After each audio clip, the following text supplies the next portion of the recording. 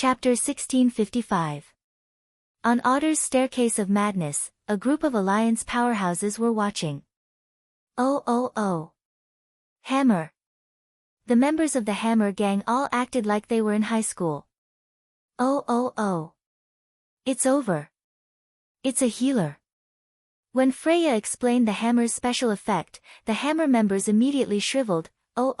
No dash. Although the Alliance's hero squad was based on seniority, they did not steal equipment from other professions. This was the biggest principle. First of all, the paladins had no temper.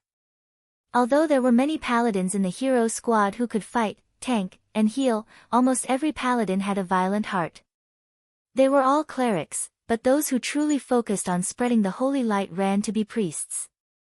In the last few large-scale team battles, Riataline, who was the weakest among them, was the one who went to be a healer. Queen Sylvie secretly told Duke that Riataline was reluctant to do it, but she couldn't beat the other animals. There were no shamans in the hero squad, and there were originally 2 druids. One was Malfurion, who was now asleep, and the other was Fandral Staghelm, who was also a violent maniac.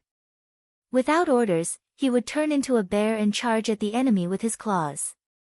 And considering that he had a rebellious bone in the back of his head, that left the priests. In fact, there was no need to choose. There were only 3 priests. Benedettas was also a rebellious fellow, and was the first to be eliminated by Duque. Sally Whitemane did not have enough seniority. The only choice was, Kalia, you take this hammer. Duque did not avoid suspicion and directly appointed her. Me? Kalia was quite surprised. This queen who had always maintained a pure heart had such a soft personality. She did not fight for anything and had no greed at all.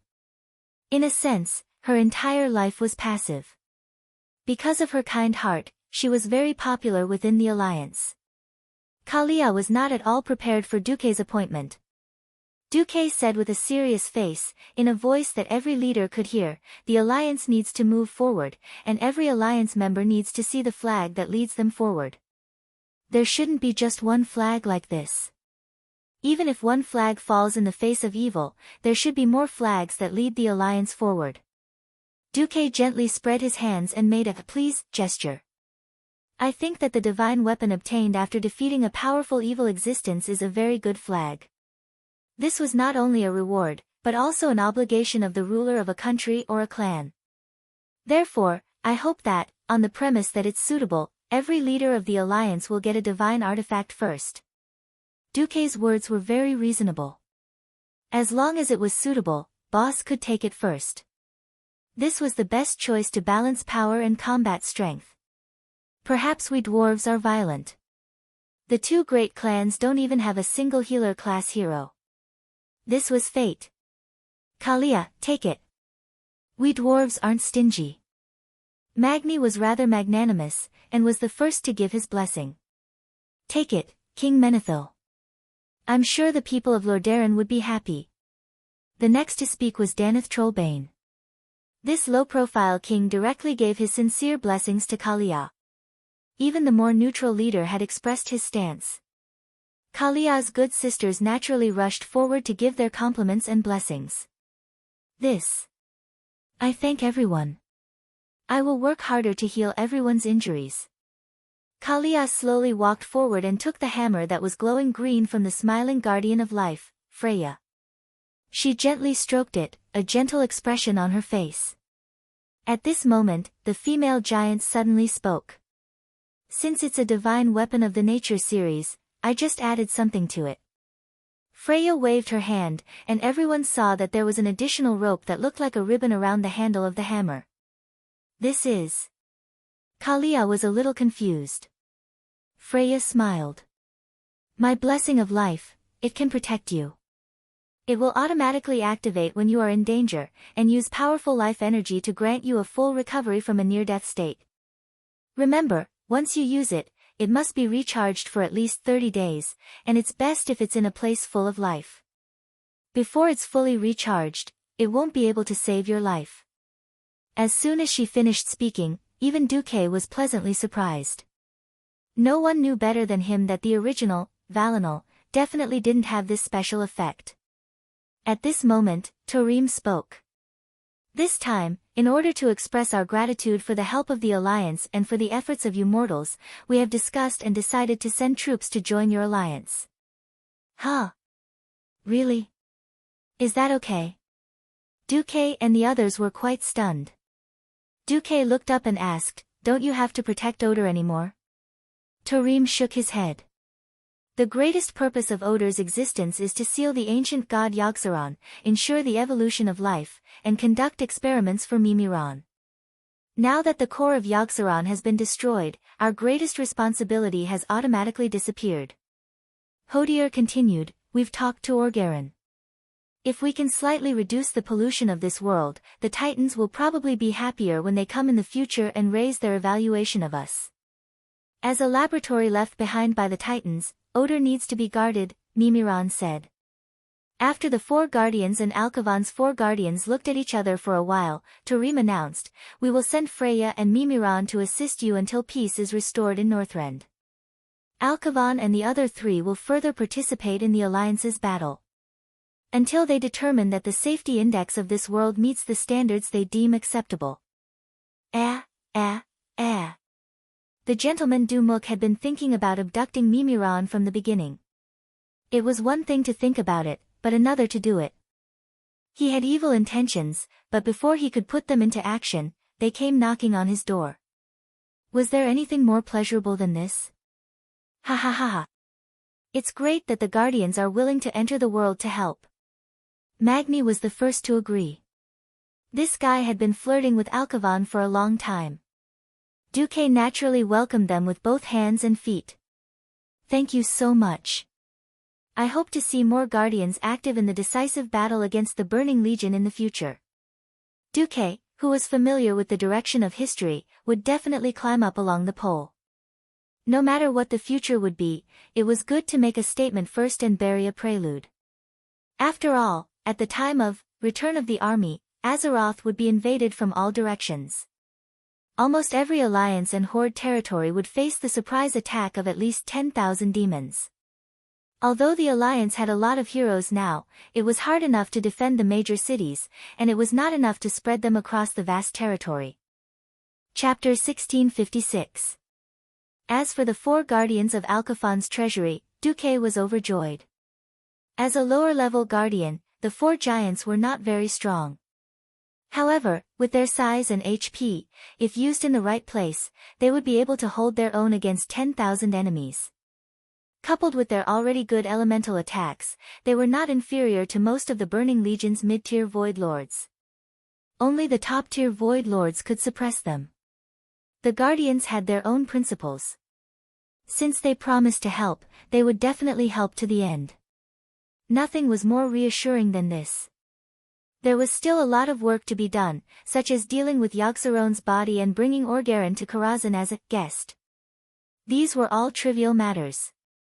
The real important matter was that the Horde actually proposed to send more troops to help attack Icecrown Fortress. Duque, who was resting in Naxxramas, received the Horde's emissary together with Magni, who had returned to the Western Front. "This is the will of the Great Chief." Duque was quite surprised to see Wajin personally visit. The Great Chief means the will of the entire Horde. Arthas, who killed his father, betrayed the kingdom, betrayed the entire alliance, and even blasphemed against all living beings in the world, must be destroyed. The Horde is very willing to contribute to the peace of Azeroth. Wajin placed one hand on his chest and saluted to Duque and Magni. Duque and the Dwarf King looked at each other, a little confused about what Thrall meant. Because this did not seem like Thrall's style. Thrall was undoubtedly a wise and courageous leader. To be able to take advantage of the internal strife of the Alliance and decisively lead the escaped Orc slaves to West Kalimdor, out of the Alliance's sphere of influence, this proved his courage. A leader could have many think tanks, and perhaps each of them could provide good ideas, but the real decision-maker was still the leader. Thrall's move now looked very bad. If he had made up his mind to please the Alliance from the beginning, then he should have sent the main force, or at least the elites. Instead of having young Salufar bring the Blackrock clan over to work, or having Braindead Howl and Warsong come over to herd sheep and occupy territory to cause trouble. If they started to be passive and waited for the Alliance to subjugate Yogg-Saron and obtain a divine artifact before coming over to reinforce them, no matter how they looked at it, it would seem like they were licking their boots. It was one thing to kneel down and lick his boots, but doing so was simply a thankless task. Of course, the higher-ups of the Alliance wouldn't object, but what would the soldiers think? Now on the Western Front, Aljo Nerib had been defeated by Muradin's army. Now that Kalegos had taken care of the magic pivot, the Western Frontline army had left behind enough reserves to prevent the Icecrown Glacier from having a secret passage to attack the Northwind Tundra. With the help of the Red Dragon army, the majority of the army had already begun to pass through the Dragonbone Waste and was about to enter the Crystal Song Forest. The vanguard had even deployed troops to the southwest of the Icecrown Glacier. On the eastern front, the undead trolls Zudak area was basically wiped out. William left Brawl Bearskin to lead a division to carry out the final sweep. Then, he brought little Salufar and his orc army, who had shown brilliantly in Zudak, to the Crystal Song Forest to meet up with the troops on the western front. When Oder had also returned to order, and Mimiron was about to lead the mechanized army to cooperate with the Alliance to attack the Icecrown Glacier area, wasn't it a joke for the Horde to join in? What did they want the Horde for? To snatch the rewards and equipment? Even the good Theon frowned a little, not to mention Magni, who was a little hot-tempered. Duque gently raised his hand and made a gesture to calm everyone down. He then pointed to the 3D projection of the battlefield. Are you clear about the situation of the Alliance, Dragon's Slumber Shrine, and Oder's allied forces, Woken? Clear. Woken was neither servile nor overbearing. The Alliance needs an acceptable explanation, Duque said. The participation of the Horde's main force can reduce the Alliance's losses, Woken insisted. Duque shook his head. These days, it's long past the era where numbers can easily win. I don't want the Scourge to fight more and more, and the more they fight, the stronger they become. When Duque said this, Woken's internal energy was actually a little discouraged, but he had his own special point of view. Our Horde noticed that among the new batch of professionals in the Alliance, the proportion of warriors is rapidly decreasing. And this is what the Horde is good at. No matter how strong the Alliance's technology is, it still can't surpass the level of the Burning Legion. In order to cope with the battle between Azeroth and the Burning Legion that will eventually come, the Alliance needs warriors of the Horde. Woken took a step forward, waving his hands, his face full of excitement. The warriors of the Horde are definitely a necessary supplement for the Alliance. And this time, as long as the Alliance provides enough logistical supplies for the Horde warriors of the Northern Expedition, we can get 200,000 elite Horde warriors as the vanguard. After Woken finished speaking, he didn't say anything else. Just like that, he hung his long troll hands, waiting for Duque and Magni's reply. Magni glanced at Duque. Duke knew what Magni was trying to say just from the look of disgust in his eyes. But Duque was considering it. There was no doubt that the so-called 200,000 warriors were bullsh*t. Duque didn't even need to think to know that this was actually Sal's clever way of diverting the conflict. As long as the Alliance agreed, the poor Horde with a large population could instantly get rid of the food burden of 200,000 big eaters. And Sal was betting that the Alliance wouldn't be so ruthless as to directly send these Horde soldiers to their deaths. On the other hand, these soldiers were also pathfinding stones, used to test the attitude of the Alliance to see if the Alliance could really accept the Horde. If the Alliance's attitude was tough and refused to accept, then the Horde might have other ideas. Duque couldn't help but smile bitterly. Sure enough, the situation would change a person. Now even Sal had begun to play such tricks. Come to think of it, this was also a situation that Duque had single-handedly directed. If the Horde occupied a vast territory like in history, the original situation of vast land and sparse population would indeed usher in a period of rapid development after the addition of the 2 million orcs from Nagrand. Now half of Kalimdor had become the territory of the Alliance in a practical sense, and it was the most fertile land. The Horde had nowhere to expand, and they didn't dare to start a war against the Alliance. They could only struggle to survive between the alliance and the various foreign enemies. This feeling was so bad that if Duque was in the position of the great chief of the horde, Duque would also go crazy. Since Sal had thrown away his cards, Duque didn't mind eating them all. Duque smiled. The old horde and the alliance had all kinds of unpleasant experiences in the past, but in the past 10 years, the horde has been the most loyal ally of the alliance. The alliance cherishes the trust and friendship of the horde. How about this? These 200,000 horde warriors, the Northern Expedition Army will accept them, and I will take a little from the military provisions and transport 500,000 tons of food to Kalimdor for the horde. Chapter 1657. Wajin was quite surprised. He had prepared all kinds of measures and backup plans, but with Duque's generous announcement to support the horde, they became useless. Even though he tried his best to hide the changes in his mood, his surprised look still fell into the eyes of many alliance leaders. Thank you for the generosity of the alliance. Wajin bowed deeply. After Wajin left, Magni said in a deep voice, "Is it worth it? I'm not asking for the general direction, but whether we are treating those green-skinned people too well. The dwarves had a long life, and the war with the horde in Iron Forge was like yesterday. The 3 Bronzebeard brothers lost their father in that battle." Duque glanced around. There were no outsiders here, only a few dwarves, the gnome leader, Danas, Jaina and Kalia. Duque smiled. "Do you think I'm a dove or a hawk?" "I used to think that you were a true hawk, but now you're more like a dove," Magni said honestly. "I think I should be considered a king." Duke's reply caused everyone to roll their eyes. "You've already said what you wanted to say. Thrall is a dove." Duque suddenly said heavily, although he will not hesitate to start a war when the horde is in danger, in his heart, using force is the last and most inferior option. Under his leadership, the horde has indeed absorbed various races to strengthen itself like the alliance.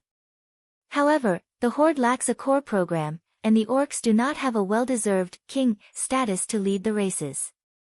When there is a lack of survival resources and conflict breaks out, how will Thrall deal with it? After going through many wars, no fool would be able to become the leader of a country or a race. Everyone understood at once, Thrall could not handle it at all. Everyone knew that after Arthas killed his father and the Lordaeron continent survived the chaos, the alliance actually had little need for the horde.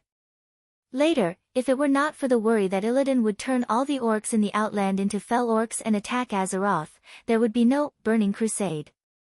At this point, if it were not for Arthas, the enemy of the living, and Yogg-Saron, the troublemaking ancient god, the alliance might have already started a war with the horde.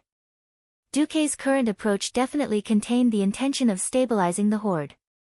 Duque sighed softly and said 3 sentences in a row. The alliance may consider the relationship with the horde, but not now. The alliance may start a war with the horde. Now or in the next few years, it is not the time. After Thrall introduced the beastmen of Draenor into Kalimdor, the seeds of internal strife in the tribe were already planted. The traditional beastmen will demand more, and King Galan will also bring trouble to the tribe. When all the contradictions accumulate and Thrall is unable to resolve them, with Thrall's character, he will abdicate.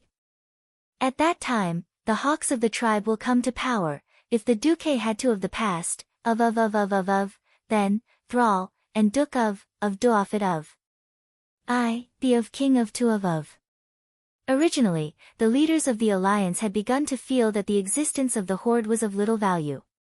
If they wanted to deal with them, there would be endless problems that kept the alliance busy. They were even more worried that they would force the horde to be on the side of the Burning Legion again. If they wanted to coexist peacefully, the hatred of the past made the entire alliance maintain a high degree of vigilance against the horde. If they wanted to pull the entire horde into the alliance through conciliatory means and use some sugar-coated bullets, the orcs would definitely be the first to take the lead and eat the sugar coating. After all, every race in the horde had a very strong sense of self.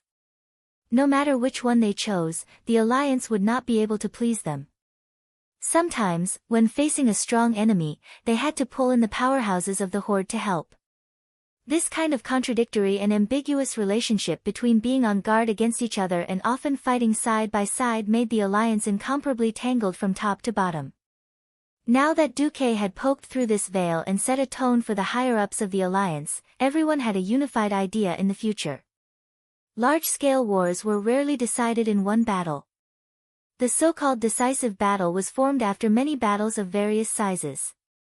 Only then would there be a saying that the victory or defeat would be decided in one battle. After the elites of the alliance killed Yogg-Saron, the alliance's offensive against the Calamity Army came to a halt. The battles everywhere were at most stabilizing the front lines and consolidating the results of the battles. This was because the coldest winter had arrived. Winter in Northrend was a nightmare for both outsiders and native creatures. Gales of magnitude 10 or above could easily reach 1 meter, or even 2 meters of snow a night. This was an extravagant hope for any army to advance. With such deep snow, not to mention the Alliance's soldiers and mechanized troops, even the idiotic undead soldiers would find it difficult to attack without the support of a high-tier lich. Generally speaking, a lich would need to use ice to seal the ground or the crypt spider demons to dig holes in the ground. Unfortunately, these methods were all broken by the Alliance. Digging holes was easy to detect, and a simple seismograph could do it. Ambushes in the snow were a bit difficult. In the previous few medium-scale battles, the Alliance's medium-sized camps were ambushed. In the worst case, the entire army was wiped out. More than 1,000 people died in battle and were all dragged away by the undead. Later on, Duque developed a land reconnaissance device that was based on the principle of sonar and used arcane energy waves as a substitute. This thing was as big as a light tank, and only a Morning Star mage could operate it. But the effect was good. After a wave passed through, regardless of whether one was hiding in the snow or not, as long as it was a physical existence, its appearance would immediately be outlined on the magic mirror. If it was a humanoid existence, it would be a human-shaped ditch. Therefore, this device, known as the Human Outline External Device, was shortened to the Human Outline Device in the Alliance. In the winter, the Alliance could not casually send elite teams to Ice Crown Fortress for a surprise attack. According to everyone's estimates, if the strength of the Calamity Army was not weakened, Arthas, who had the largest number of souls as fuel, would at least double the power of his Frostmourn's Fury. First, they would use the army to weaken the strength of the Calamity Army, purify the souls of most of the Scourge soldiers, and then fight Arthas. This was the safest method. For the entire winter of the 25th year of the Dark Portal, the Alliance, the Horde, the Dragon's Slumber Shrine, and the Otter family formed the Northern Expedition Coalition Army. In the Horde, the warriors who could fight the best enjoyed the best treatment and ate the most. 200,000 Horde warriors who did nothing but eat all day long started to cause trouble when they had nothing better to do. Looking at the report sent to him, Duque revealed a mysterious smile. They're very idle, aren't they? Then give them something to do. Chapter 1658. The traditional life of the orcs was to hunt or fight all year round, except for winter. When there was nowhere to go during the winter, they would use the food they had accumulated to survive the winter. They would have sex or hold gladiatorial competitions in the clan's big tents. Sal had no choice but to throw the Nagrand orcs, who were the most troublemakers and had the least food reserves, to the north. This was also a helpless move. If these guys were not sent over, they would do things according to the traditional rules, steal or rob. If there were foreigners robbing foreigners, if there were no foreigners, they would attack their own people. Anyway, in the eyes of these uncivilized orcs, only their own clan was their own people. Most of them did not have the concept of big orcs. It had to be said that throwing the burden to the Alliance showed the tribe's sincerity. If they could take advantage of the war to get rid of some of the troublemakers, it would be killing 3 birds with 1 stone. Of course, the Alliance would not be so stupid as to raise 200,000 orcs and let them eat and drink for free. Duque used the method of divide and conquer. The small clans with no status in the tribe were directly given holy light enchanted weapons. Every 100 people were assigned an Alliance paladin, who took them to various places to take over the cleanup work of the Alliance soldiers. The Scourge army had been operating in Northrend for 20 years and could be said to have dug holes everywhere. Any corpse without a guardian was turned into an undead. Especially the two places, Zudak and Ajo Nerub, the Zudak area was full of altars. That kind of complex and narrow underground labyrinth could not transport heavy equipment at all. It was very likely that dozens of corpses were squeezed in an inconspicuous crack, and they would come out to cause trouble. The Spider Kingdom was even more troublesome. In the past, when the big spiders fought against the Scourge army, they would dig holes and escape if they could not fight. As a result, it was all a messy maze of small tunnels, and they could only rely on infantry. These could only be filled with human lives, or they had to use elites. After fighting for so many months, the Alliance soldiers were generally tired. Duque was even more reluctant to let the dwarves, who were originally good at tunnel warfare, be used as soldiers. This kind of close combat was the best place for the orcs to display their combat power. Of course, there were also large tribes that were more arrogant among the orcs, such as the Mocking Skull. They refused to enter the small pits to play games with Bonehead, and were only willing to participate in open battles. For such a person, Duque waved his hand and showed great respect for history. He created the Silver Arena, on the high ground between the Storm Cliff and the Ice-Crown Glacier. This huge arena group was divided into the Candidate Arena, the Silver Warrior Arena, and the Championship Arena. There were so many arenas for the beast men who boasted of their bravery to vent their excess energy. Duque was very considerate. He divided the arena's usage time into the beastmen's time, the Alliance's time, and the time where they could interact with each other.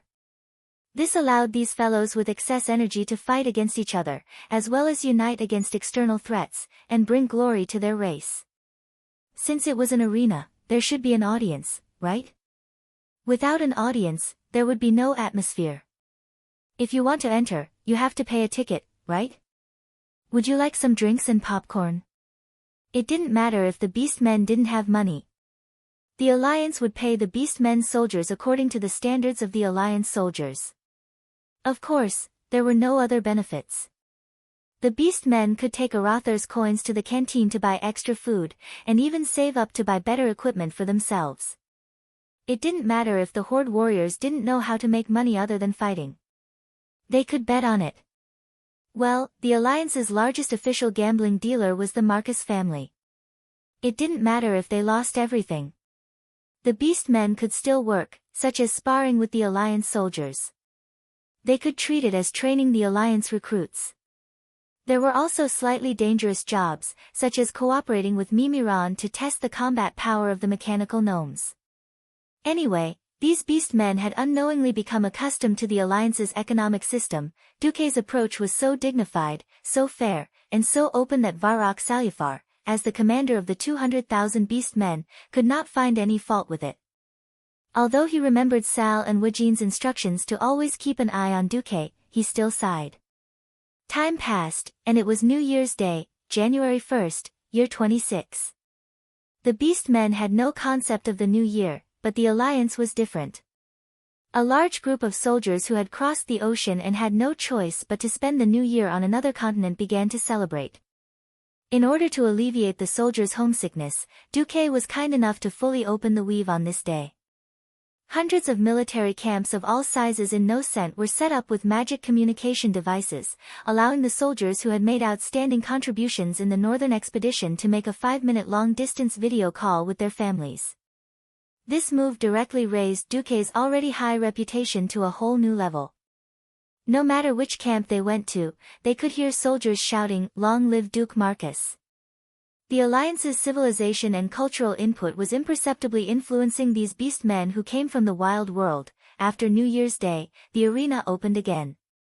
After a long time of preparation, the main event was finally in Cairo, which was commonly known as the Crusades Trial. Ever since the arena was built, the most powerful hunters of the Alliance and Horde did not fear the bitter cold. They captured some powerful beasts from all over Nocent and threw them into the arena for the warriors of the Alliance and Horde to challenge. Injuries were inevitable during the challenge, but deaths were rare. A group of priests of the Alliance were on standby at the side of the arena. As long as they didn't die on the spot, they would be able to pull their lives back. It was just that the most powerful beasts were left until now. Without Duke's permission, even if he had 10,000 guts, he wouldn't dare to let a monster of this level act recklessly. On this day, Duke, Jaina, Salyafar, and Gurus Hellscream were the leaders sitting in the special seats next to the Arena of Champions. They were Duke, Jaina, Salyafar, and Gurus Hellscream, who looked like everyone owed him tens of thousands of dollars. "Oh, Duke, does he have a grudge against you?" Jaina teased Duque through a magic message. "A grudge? Is he worthy?" Duque chuckled, "But he will be a very good chess piece. He's simple, irritable, and violent. Any chess player would like such a chess piece, even if it's the opponent's." Jaina's eyes twinkled, but she didn't say anything. On the other side, Gurus was even more annoyed. Duke Marcus, Gurus was originally going to call Duque that, but Varrock Salyafar snorted, "You have to add the word, sir, to show respect." Gurus was about to explode from anger. What was hateful was that he was only the chief of the Warsong clan, while Varrock represented Thrall here. He gritted his teeth indignantly, and even his fangs made cracking sounds before he squeezed out the word, "Your Excellency," from between his teeth. "Oh, what's the matter?" Duque acted as if he had just heard him. "Is there anything the Alliance can't say in front of the Horde warriors?" Chapter 1659. Something you can't say? Of course it's a little. Jaina replied directly. However, amidst her enchanting smile, her narrowed eyes were filled with mockery. "Do I have to tell you what I'm whispering to my lover?" With that, Jaina placed her hand, which was covered in a white glove, on the back of Duque's hand. She was clearly saying, "I'm showing off my love. Do you want some dog food?" Garush knew that he had been impulsive, but he did not regret it. His instincts as a warrior told him that the two were mocking him. He had always believed in his instincts. However, his actions were rather childish when it came to diplomacy. No, this could no longer be called diplomacy. This was a complete venting of anger. In the Northwind Tundra, the Warsong clan had suffered heavy losses from the betrayal of the Blue Dragon King, Malygos. Garush's performance as chief was mediocre. In the end, it was the former chief, Grom, who had already died, who came out to save the day. Garush could clearly feel that his subordinates' trust and evaluation of him had greatly decreased. The Warsong Beast Man talked more about his father than him. Ever since that day, his temper had been like a powder keg, in a state where he would explode at the slightest provocation. Seeing him like this, Varrock felt a headache coming on. He stood up with a swoosh. "Garush, don't be unreasonable. Sit down. You." Garush's neck was red. The bulging arteries and veins in his neck looked as if two sausages had been stuffed into them. "This is the Northern Expedition Army, and this is the Supreme Commander of the Alliance. This is not your Warsong clan's hunting ground. If you continue to be rude, get the hell back to Orgrimmar." Varrock scolded sternly. In terms of status, Varrock Salyafar was the current chief of the Blackrock clan, on equal footing with Garush. In terms of status, as the supreme commander of the Great Chief, Salyafar had the authority to directly lead the entire Beastman army. During the tribal wars, even chiefs like Wajin and Kane had to listen to his commands. Garush, who was still inexperienced and had not even fully grasped the Warsong clan, did not have the confidence to challenge Varrock. "Humph." After letting out a disdainful snort, Garush finally crossed his arms and sat down forcefully. Little did they know that in psychology, crossing one's arms in front of one's chest was actually a defensive posture that prevented one from communicating with the other party. Varrock said apologetically, "Sorry, Garush is a brat from Nagrand. Young and impulsive, Sir Marcus, please do not blame him." No. It's fine." Duque smiled and waved his hand. Of course, in his heart, Duque was laughing his head off. There would always be people with bad brains in this world. Should I say, Brainless Roar is indeed Brainless Roar. How ignorant and fearless. Who gave you the courage to use such a trivial reason to challenge a demigod? If the great chief of the tribe was an idiot, then Duque would not hesitate to take care of the tribe first. Since he was familiar with the course of history, Duque did not mind watching Garush go further and further down the road of seeking death. It was as interesting as watching a clown jumping around. On the other side, Jaina clapped her hands and a gnome wizard ran to the podium. Hello. Honorable Alliance Commander Marcus. Hello. Respected Sir Seraphar. I am today's host, Millhouse Mana Storm. The dwarf who spoke had a head of silvery white hair and a beard, as well as two rather eye-catching handlebar mustaches. He wore a blue wizard robe with golden edges and a pair of bright red trousers. He looked quite comical. What surprised Duque the most was his name. As a transmigrator, Duque would certainly not forget this incomparably famous and amusing gnome wizard. Gnomes were a highly intelligent race, and at the same time, they had a strong desire for knowledge. If there was a chance to use technology that they could not achieve to satisfy their thirst for knowledge, many people would do so. Of course, Millhouse did the same. In the original history, his first appearance was during the Burning Crusade. This guy intended to steal the Naru's spaceship and use the Naru's technology to explore the outside world. He stealthily boarded the ship of his dreams. But unfortunately, Kale, that's Blood Elf troops captured the Naru's spaceship. Then, to protect himself, Millhouse hid in the second cell. As a result, when the players were beating the boss of the anti-magic prison, this guy came out to help beat the boss. In history, Millhouse was a very famous person who caused a lot of trouble. In addition, he was the only wizard who survived after the teleportation failed and was lost in space. Duque just did not know why this amusing pharaoh would come here. He also did not know that this amusing pharaoh was already at the peak of the Radiant Moon realm and showed faint signs of breaking through to the Breaking Dawn realm. It was not that Duque was boasting, but as long as he personally helped Millhouse adjust the magic circuit, the Alliance would immediately have a third Breaking Dawn Great Wizard. It was just that this was quite unnecessary. First of all, it would affect Millhouse's growth. Secondly, once this guy entered the Breaking Dawn, they would have to find a position for him in the Dalajan, or at least one of the 6 members of the Kirin Tor Council. Then the question was, what would be the consequences of letting an amusing fool be a leader?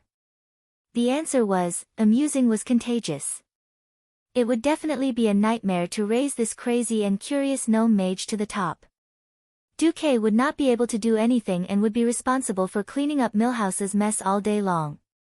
Seeing Millhouse, Duque did not have time to say anything. Brainless Roar jumped out again. What is this? A lowly dwarf? Is there no normal people in the Alliance? Why should I listen to a lowly guy who can't even reach my knees? Brainless Roar's temper could be said to be unreasonable. He had a bad temper, and Millhouse was not easy to deal with. This irascible dwarf stood up with his hands on his hips, and the frost magic circuit worked rapidly. Almost instantly, an ice platform formed under his feet, lifting him to the same level as Gurus. Millhouse spat on Brainless Roar on the spot. Lowly? Buddy, I don't care who you are. No one dares to say that the mighty Millhouse is a lowly dwarf. Let me tell you, this is racial discrimination. My height difference with yours is at least 5 feet. Okay, maybe 6 feet. But so what?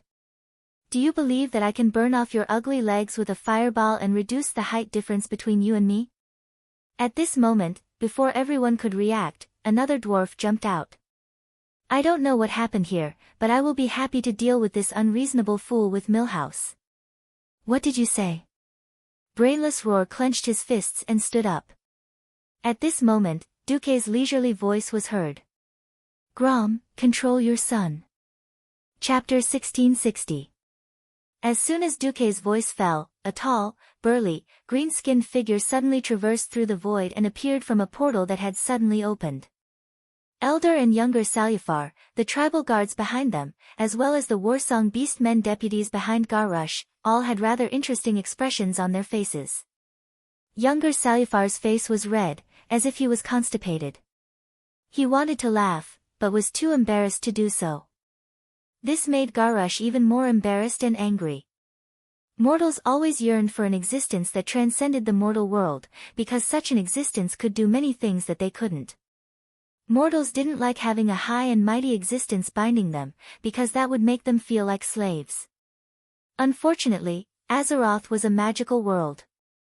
Even before the opening of the Dark Portal, it had already been a place where gods frequently showed their divinity.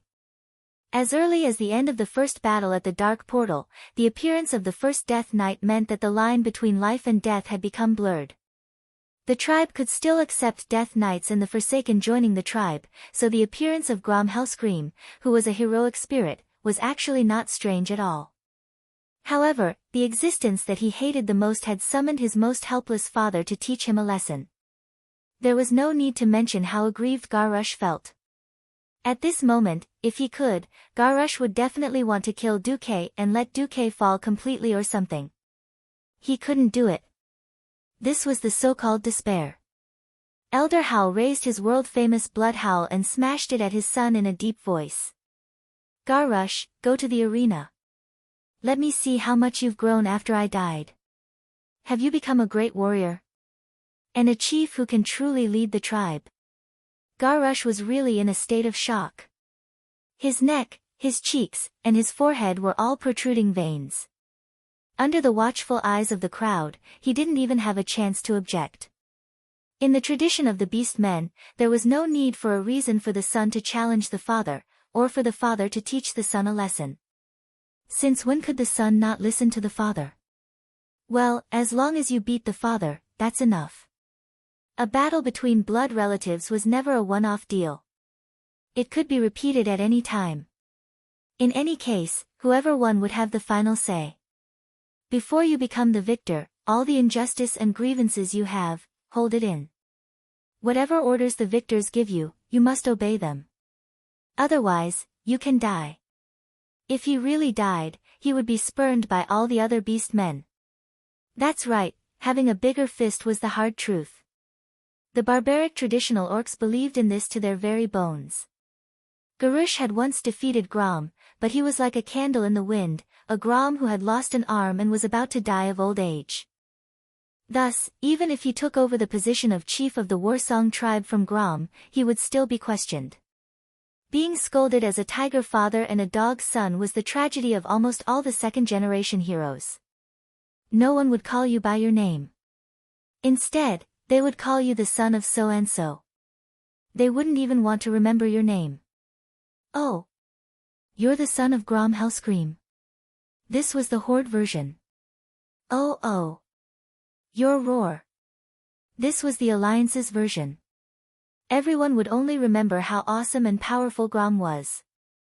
Before Garrosh surpassed his father, this situation would not change at all. Even if Garrosh surpassed Roar, as long as it wasn't by a huge margin, he would only be judged as dragons beget dragons, and phoenixes beget phoenixes. But was it so easy to surpass Roar's achievements? In this life, Roar killed an adult Goron by himself at the age of 14, making his name known throughout the Warsong tribe. When he was in his 20s, he participated in the war against the Draenei and was the vanguard in the attack on Shotrath City. After that, he participated in the first and second battle of the Dark Portal, suppressing Big Sister Windrunner and Second Sister Windrunner. At that time, he was the strongest in the Alliance, Anduin Lothar and other top experts in the Alliance. After that, when he was a slave in the Blackrock tribe and Thrall's prison camp, he led the Warsong tribe to fight against the humans in the forests and mountains of Lordaeron, never yielding. When Thrall escaped from Goldenhold Castle, he fought side by side with Thrall and Orgrim against the Lich King Arthas. Not long after, the orcs went west to Kalimdor, and Roar killed the Burning Legion's high-tier Void Lord Manoroth in Grey Valley. In the Battle of Mount Hyjal, they worked together to kill many Void Lords and were the main force in killing Archimonde. After that, it was the crusade against the Flame Demon King Ragnaros, the Black Dragon Prince Nefarian, and the ancient god Seath Thun. Roar had fought for his entire life, and every battle was filled with a strong sense of legend. He had never lost, and at most, it was a draw. Such a great achievement, no matter how one looked at it, was 9 streets ahead of the young Garrosh. At this moment, Garrosh's round eyes were clearly saying things like, wouldn't it be better if you just died like this? Why did you become a human slave? Why did you come back to appear in front of me? These eyes were very easy to understand. At the same time, there was also the hatred and anger towards Duque reflected in his eyes. Everything, fueled by the shame of his own strength and the faint fear of his father, was rising higher and higher. Although it was not to the extent of being uncontrollable, it seemed like it was only a matter of time before he lost control. Let's go. Roar turned around and walked outside. Garush followed like a zombie. On the other side, the young Seraphar and the two dwarf wizards were silent. Admittedly, if it had just been opened, it would definitely have been a blow to the slightly fragile relationship between the Alliance and the Horde. If someone with ulterior motives instigated or spread the news, it would undoubtedly destroy the relationship between the Alliance and the Horde. Only Garush would suffer. Was it really okay to do this? In this regard, King Seraphar's reaction was silence. Because among the younger generation of the Horde, Thrall valued his son Dranos the most. Both young Seraphar and Garush were excellent warriors. Although they both had the rashness of young orcs, young Seraphar had a better view of the overall situation. Young Seraphar would definitely take over as the chief of the Blackrock tribe in the future. But which father did not want his son to be more successful? As an old acquaintance of Grom, King Seraphar of course knew how terrifying Roar was at his peak. The title of the Horde's #1 warrior was not just for show. The scene of him teaching his son a lesson could not be any more beautiful. Even though he could vaguely feel that Duque was targeting Garush, King Seraphar still made such a choice. After Duque suppressed the two dwarves' violent emotions, King Seraphar said, "Then, can we start today's competition?" Milhouse bowed slowly.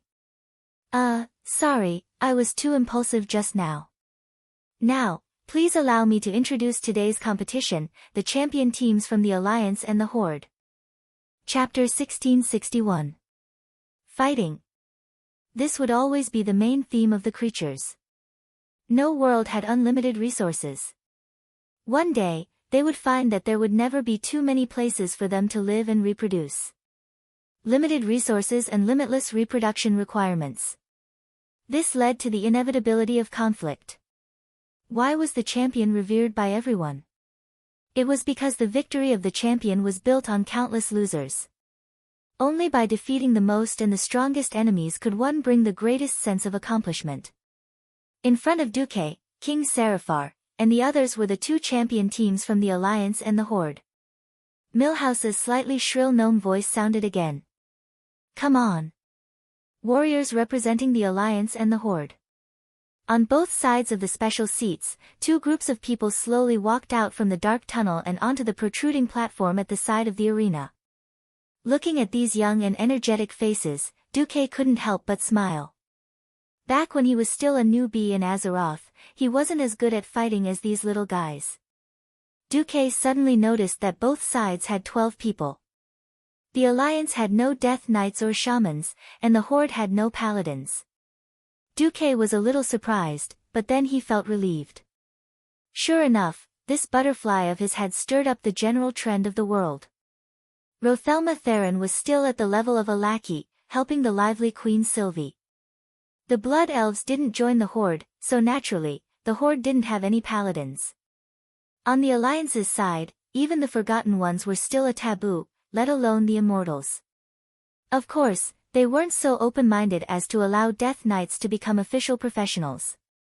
Similarly, for some reason, the Draenei didn't seem to have started their shamanic path. It felt a little messy. Duque didn't mind this. In Milhouse's introduction, Duque heard some unfamiliar names, Kavina Woodsong, Asilia Moonwalker, Ansa Forgemaster. Duque didn't have any impression of these little guys who were praised by Milhouse as the leaders of the new generation of the Alliance. After all, back in the game, Duque had beaten up the Horde warriors. Duque smiled. Heroes were created by the times. When the Dark Portal had just opened, it felt like anyone he met was a great person of the future. That era is gone forever. These little fellows might not be able to reach Jaina's level. However, every large organization was not simply composed of the strongest. The pyramid was the best representation of the ratio between the strong and the weak. Perhaps the ultimate victor would be decided by top-notch martial strength, but the true pillars of a large organization were the core members like the ones in front of them. Just as Milhouse finished his introduction, Duque stood up. He could clearly feel the excitement of this group of Alliance warriors. He cleared his throat, and his voice, which was clean and full of wisdom, was amplified by magic and spread to the entire audience.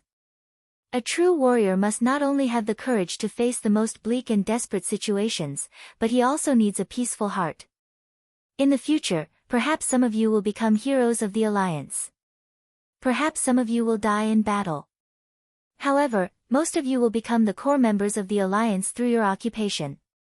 If the heroes in your eyes are the sharpness and shield of the Alliance, then the core members are the backbone of the Alliance. Only the backbone is the core that allows the Alliance to stand tall. I have high hopes for you, and I wish you all the best. I hope you can trust your comrades and completely integrate into the big family of the Alliance. Go! For the future of the Alliance, for the future of yourself and your friends, fight for it. Compared to Duque's calm speech, King Seraphar's speech was much more passionate. He personally walked over to the tribal warriors and encouraged them face to face. Unfortunately, his speech was still so old-fashioned. It was nothing more than the honor of the tribe, the traditions of the orcs, blah blah blah, blah, blah, blah, blah, and so on. Jaina came over and put her hand on the back of Duque's hand. She smiled and whispered, "Is it really okay to speak so unexciting?" Duque glanced at the tribal warriors who seemed to be on steroids and kept shouting. He snickered. If this was a one-on-one duel, I would undoubtedly lose by doing this. The second half of Duque's sentence was naturally that it was most appropriate for him to do so. Jaina was so smart that she understood on the spot. This Queen Kurtiras, who had always been a strong woman, showed a rare expression of a little girl. You're the most cunning. Sure enough, the following battle confirmed Duque's prediction. The tribal warriors on steroids were too fierce, so fierce that they forgot themselves and even easily gave up on the camp. Most of them just barely completed their own duties and focused more on attacking. It seemed that this was the so-called fierce as a tiger, but not a single enemy was killed. Almost all the Alliance warriors were injured from the start, but the Alliance quickly stabilized their position. The Alliance's battle strategy could be described in one sentence: focus fire on the shaman, desperately control the tree-shaped druid, constantly interrupt the priest's healing, and dispel all the tribe's continuous recovery and control skills. There were only 12 people, but the Alliance warriors fought like an army of 1,000. This scene moved King Seraphar on the spot. His mouth moved for a moment before he squeezed out a few words. "We're going to lose." Lose? No way. Young Seraphar was also a guy with the word brave carved on his chest, so he couldn't tell for a moment. Watch carefully and learn well. The gap between us and the Alliance is already comprehensive. Ah. Although surprised, young Seraphar still followed his father's words and opened his eyes wide, trying to imprint this scene into his mind. Sure enough, after a few rounds, the tribe's recovery shaman was the first to fall under the concentrated firepower.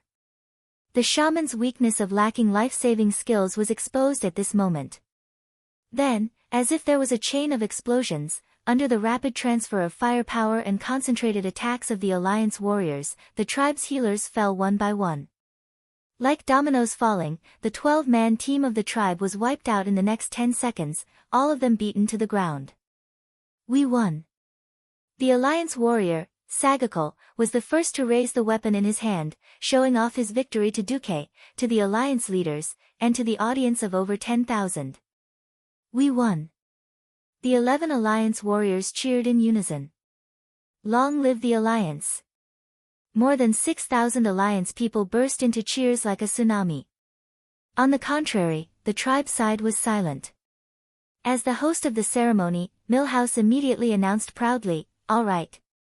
The team of warriors who will accept the Crusade's trial has been decided. They are the Alliance warriors."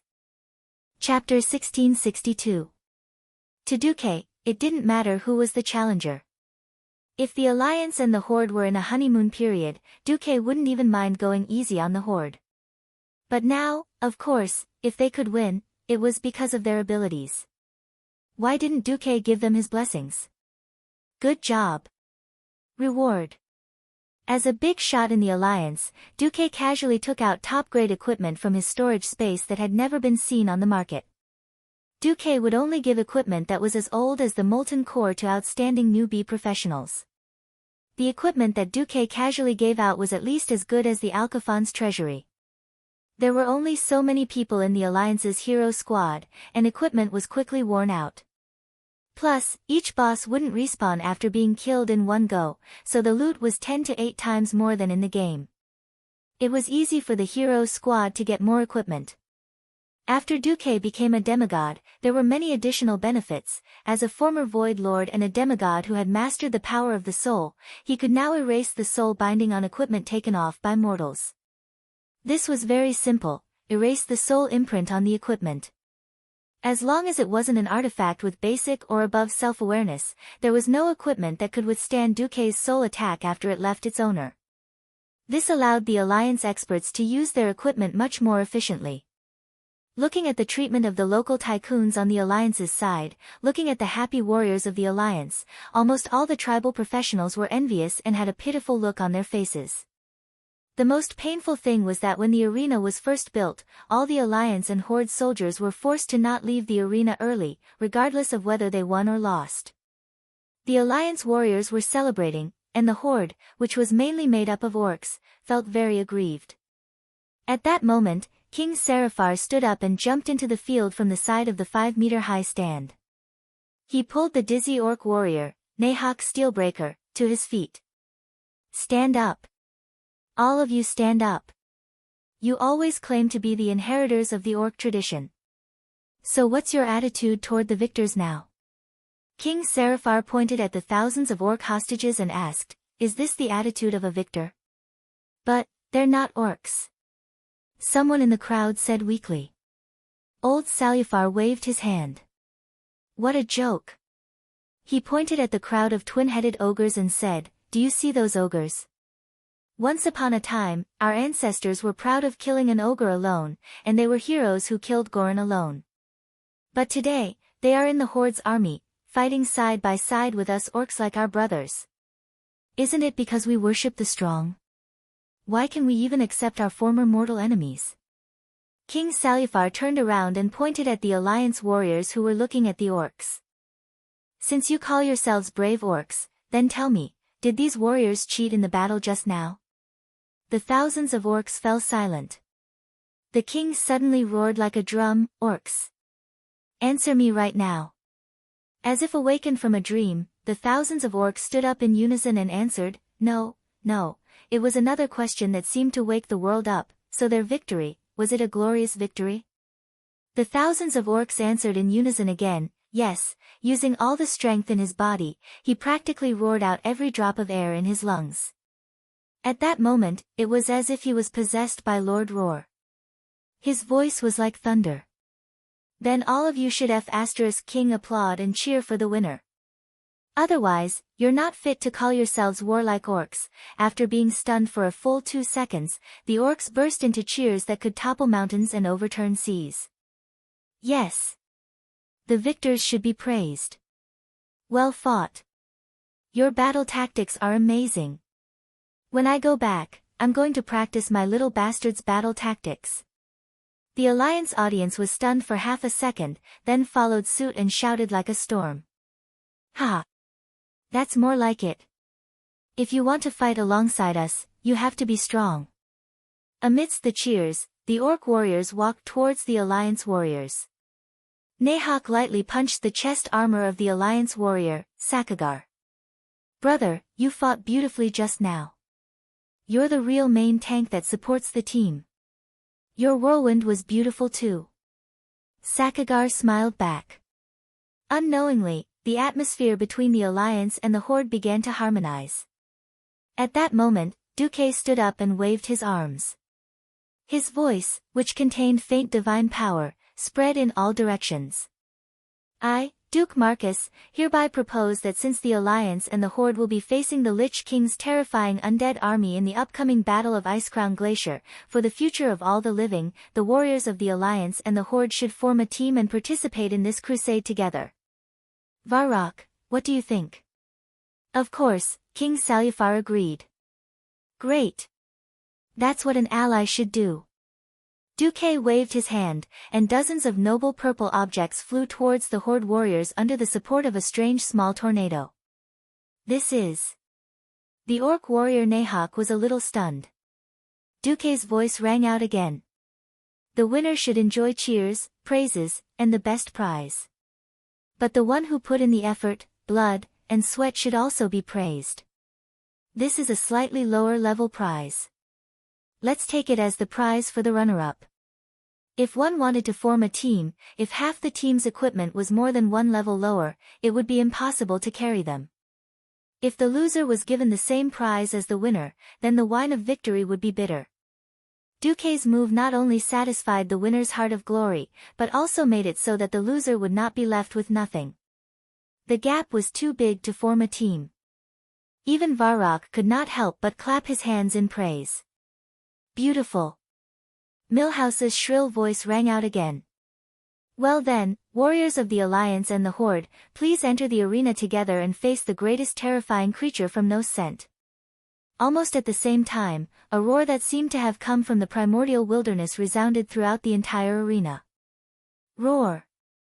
At the same time, the huge iron gate in the south opened, and a huge horse-like creature that had broken free from its shackles charged out.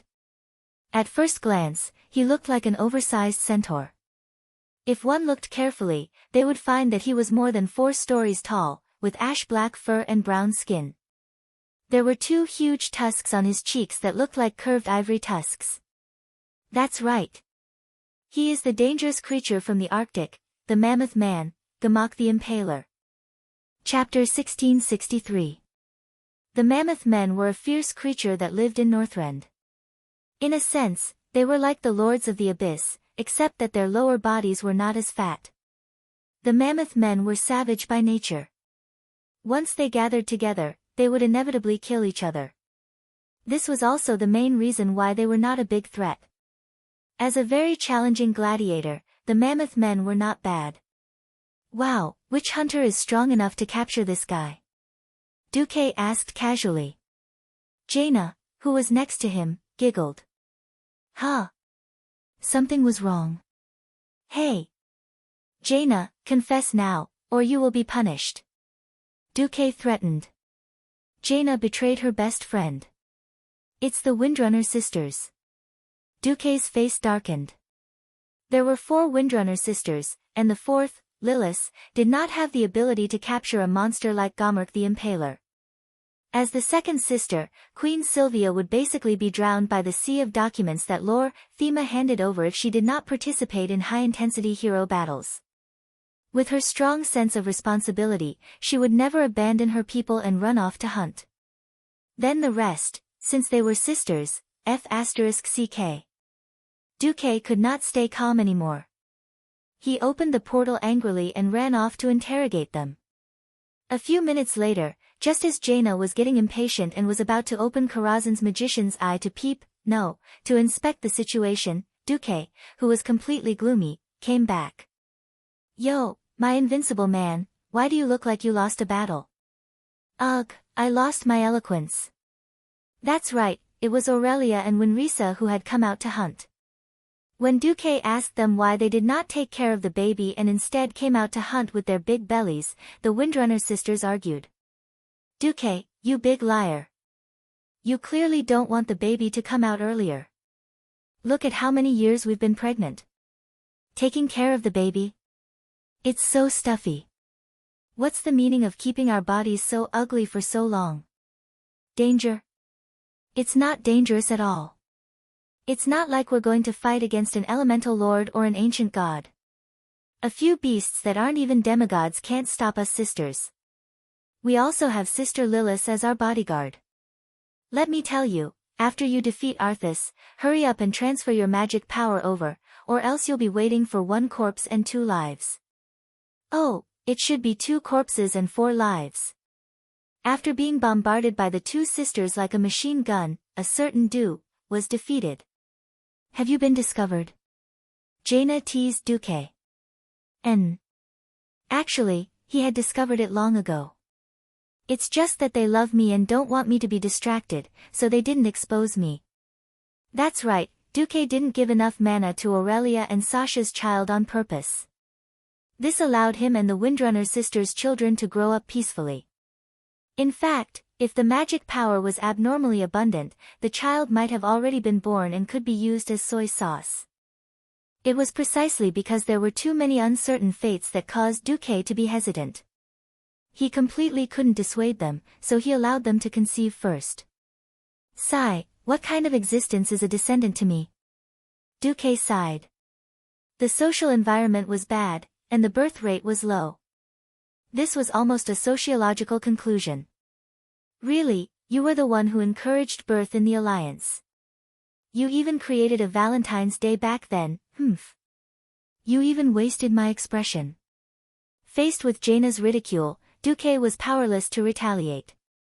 In the arena below, the mammoth man boss Gamak, who only had 1 attack mode, had already been defeated. Immediately after was Photophobia and Sourthroat. These were 2 large worms without eyes. They had a pair of bull horns on their heads, and on both sides were neatly curved sharp horns. They were like centipedes, but centipedes had legs that could move, while Photophobia had spikes. Their backs were full of porcupines. Simply put, one was a fire worm, while the other was a poisonous worm.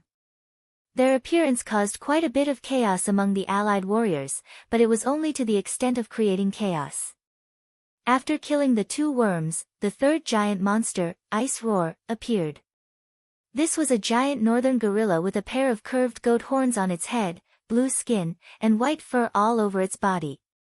Although it had extraordinary brute force and could also turn people into popsicles within the range of the cone, its strength was completely insufficient in front of the warriors who were gradually working together.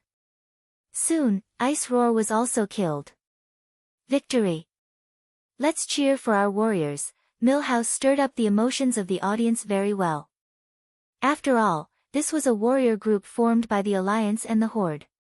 It was always easy to make people's blood boil when they saw a powerful creature that was larger than themselves. Thunderous cheers rang out incessantly. After a short break, the 2nd round of the trial began. When a short dwarf mage stepped into the middle of the arena, Duque immediately recognized that this was one of the 2 dwarves who wanted to fight with Brainless Roar. Hello everyone, I am the Radiant Moon Dwarf Warlock Wilfred.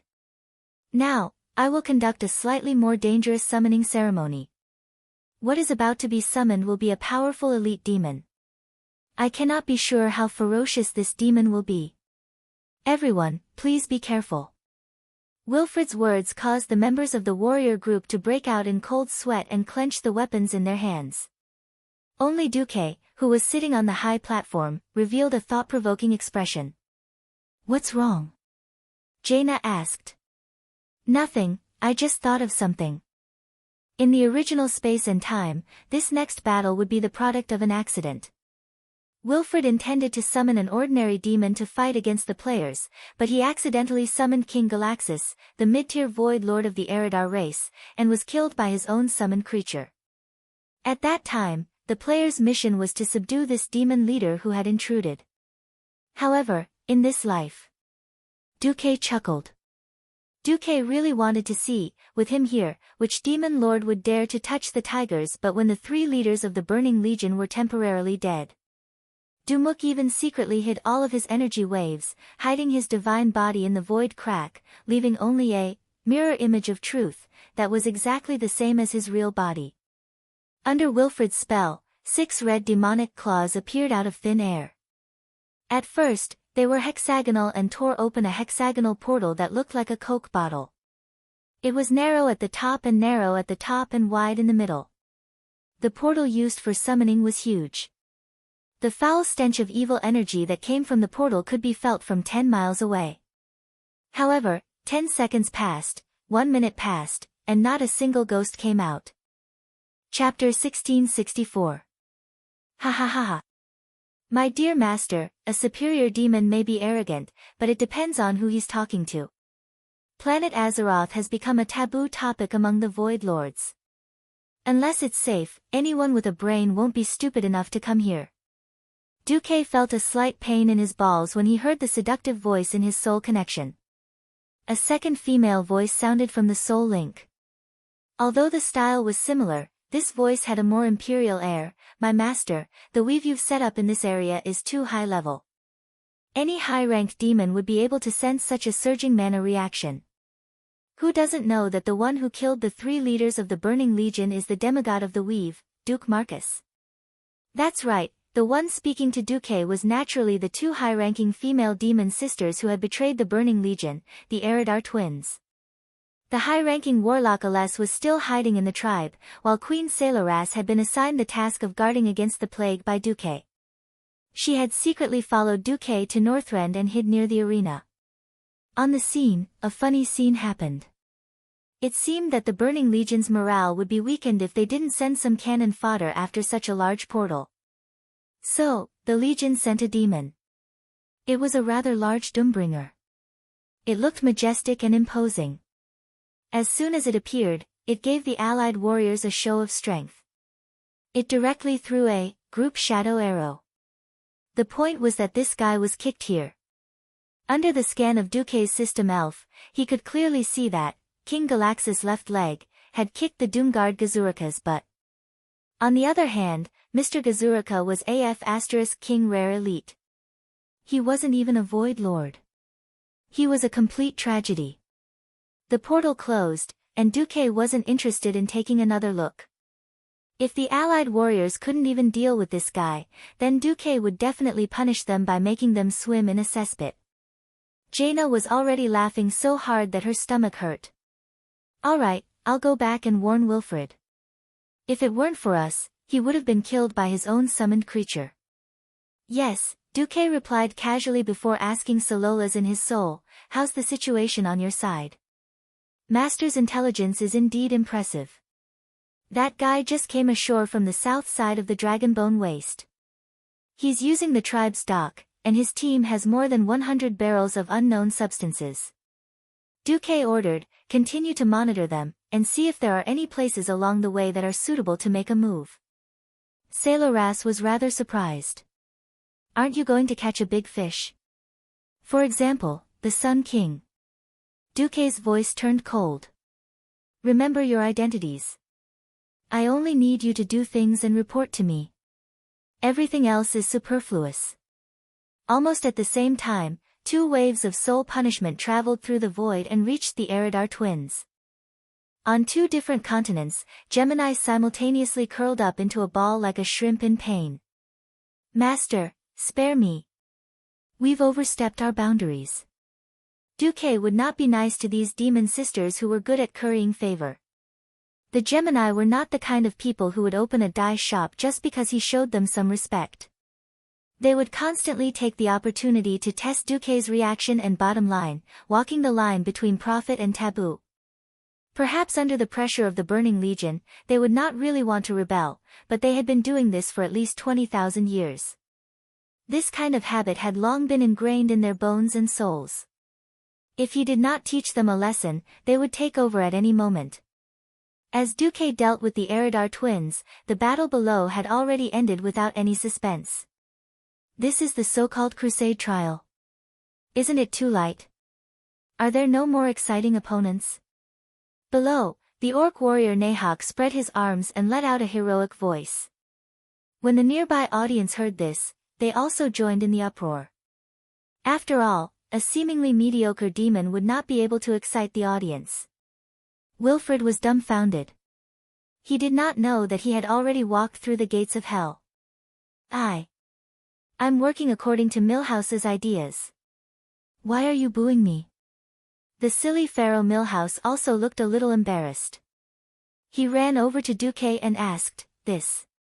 Lord Commander, should I get someone to summon a stronger demon? Beside him, Jaina chuckled. It would be fine if he was not here. He is the man who killed Archimonde and killed Jaden with his own hands.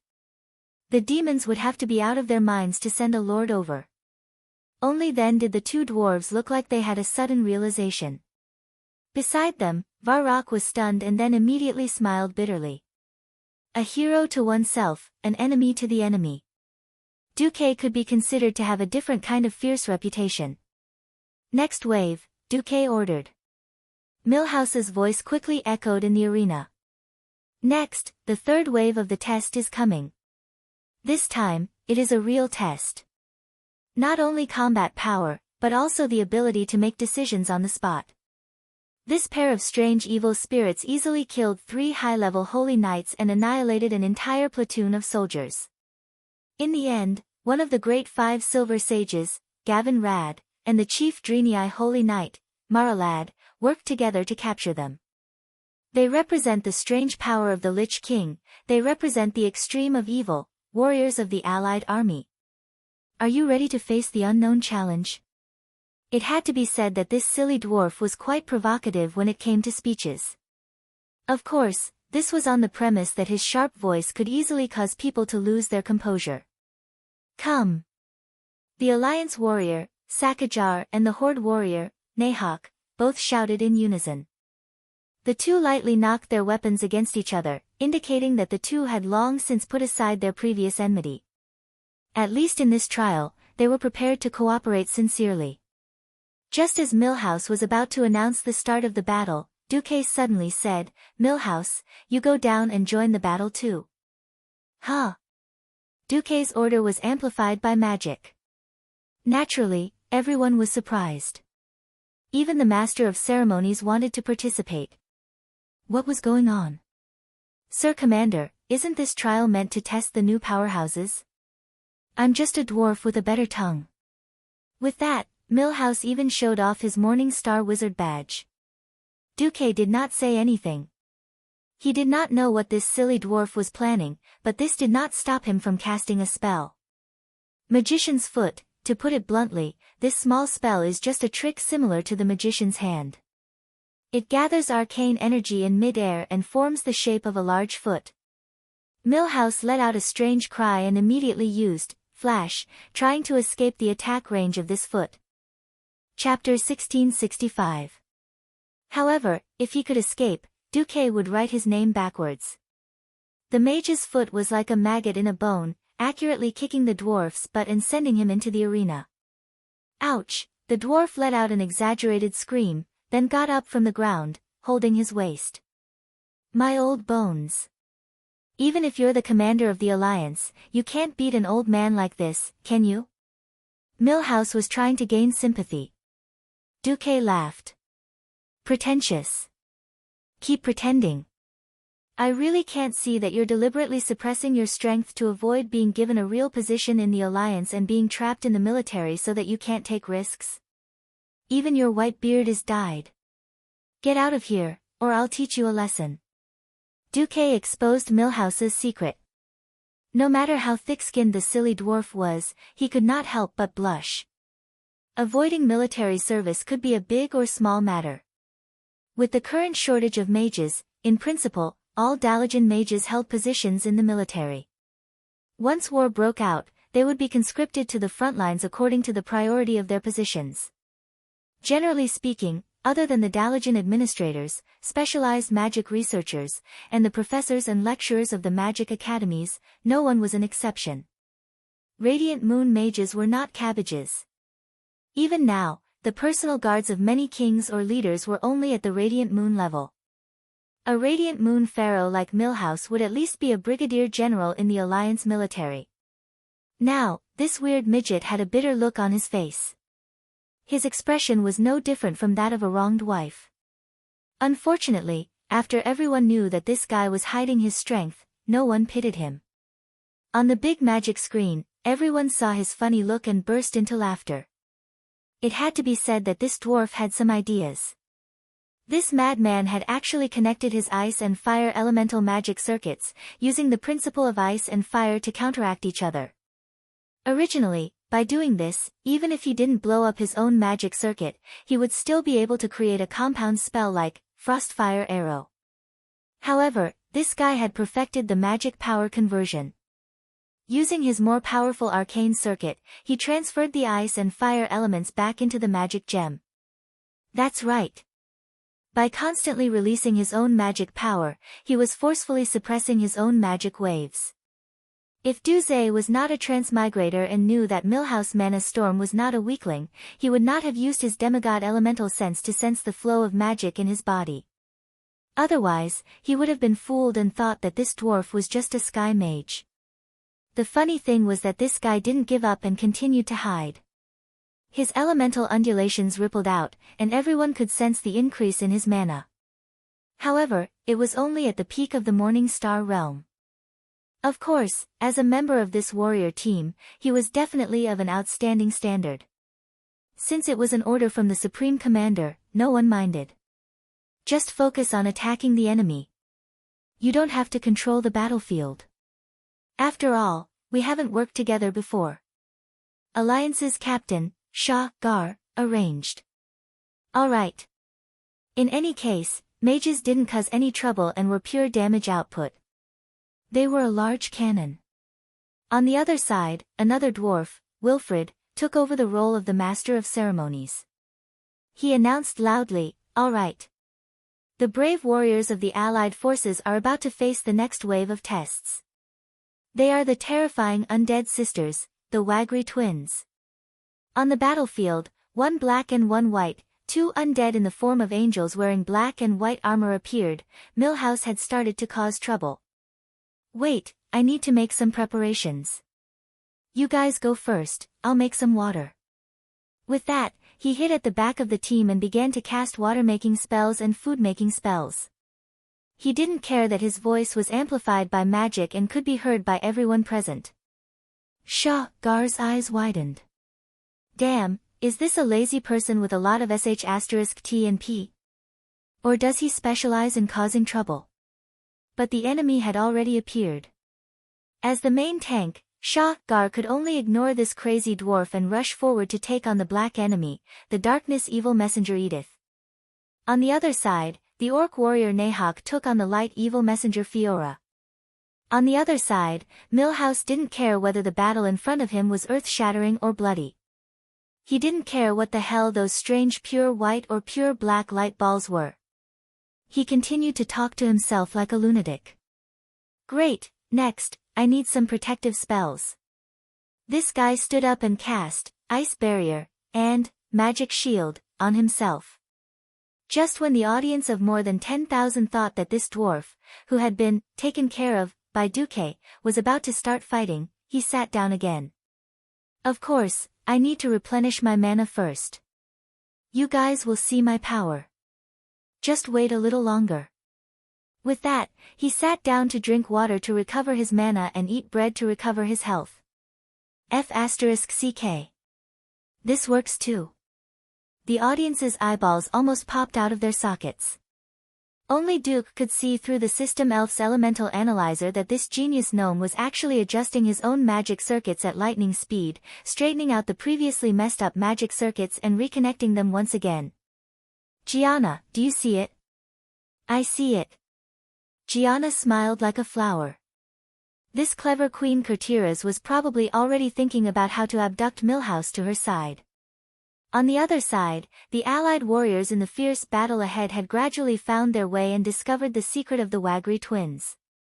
We can't let these two stay together. If they are of the same color, their damage to me and vice versa will be reduced. If they are of the opposite color, their damage will be increased. What kind of move is this? Damn it. They've replied. In order to fully achieve the effect of the trial, other than the two gods who had captured the Wagri twins, the information of the enemy was completely confidential to the trial takers. This was the only way to achieve the effect of the trial.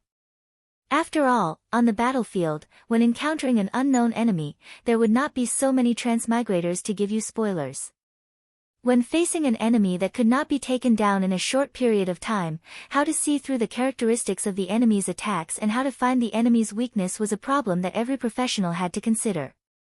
In the professional training classes, as well as in the military schools that specialized in training alliance commanders, there were professionals who taught newbies how to think and how to find their own way to defeat the enemy.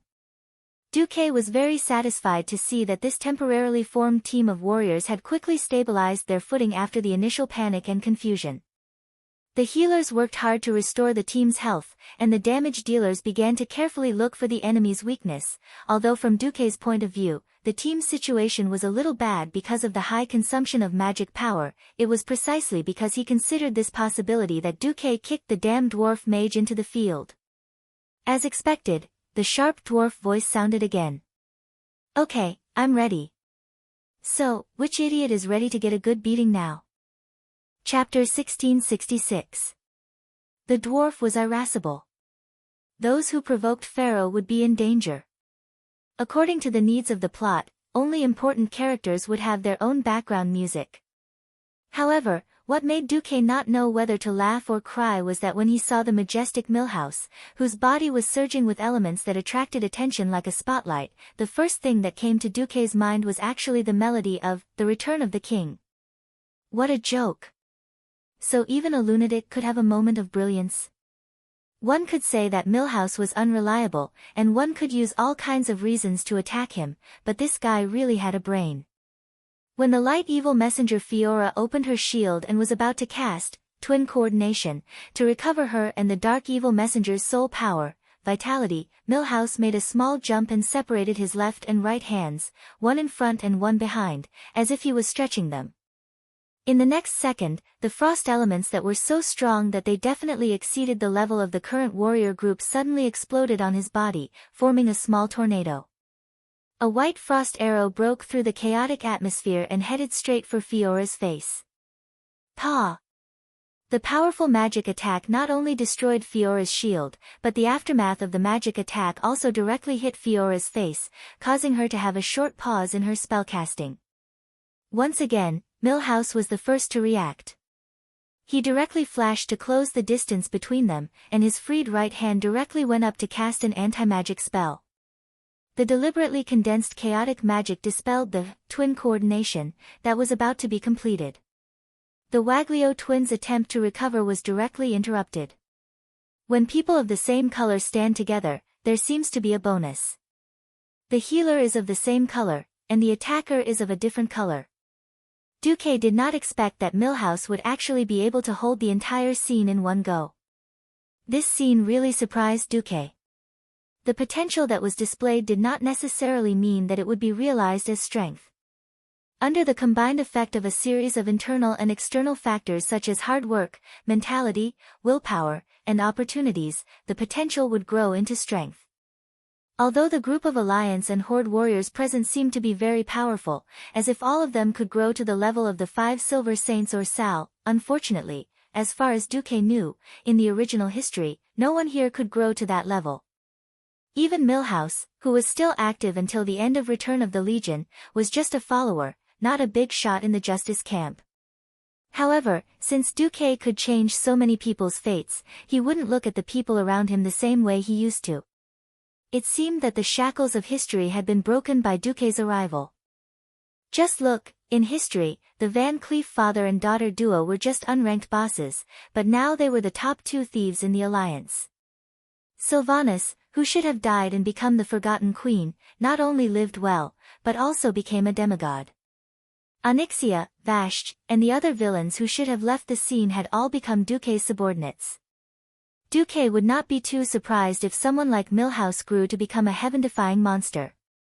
He was a demigod and the highest commander of the Alliance. Sitting in this position, he naturally had to act like a high-ranking person. He would not participate in a trial of this level. He was like a real god, sitting above the clouds and quietly watching the efforts and struggles of mortals. Only existences at the same level of demigod or above were worthy of Duque taking action. For example, suddenly, there was an abnormal roar coming from the ground. Immediately, a violent shock spread to every corner of the arena. The ground of the arena where the Wagri twins were fighting fiercely, collapsed. What the hell? What happened? Save, all the Alliance warriors, together with the Wagri twins, along with thousands of tons of large and small gravel, fell into a seemingly bottomless pit. Duque suddenly stood up and shouted angrily, "How dare you! Of course, he knew that the final boss of the Crusader trial was the great beetle king, Enubalak.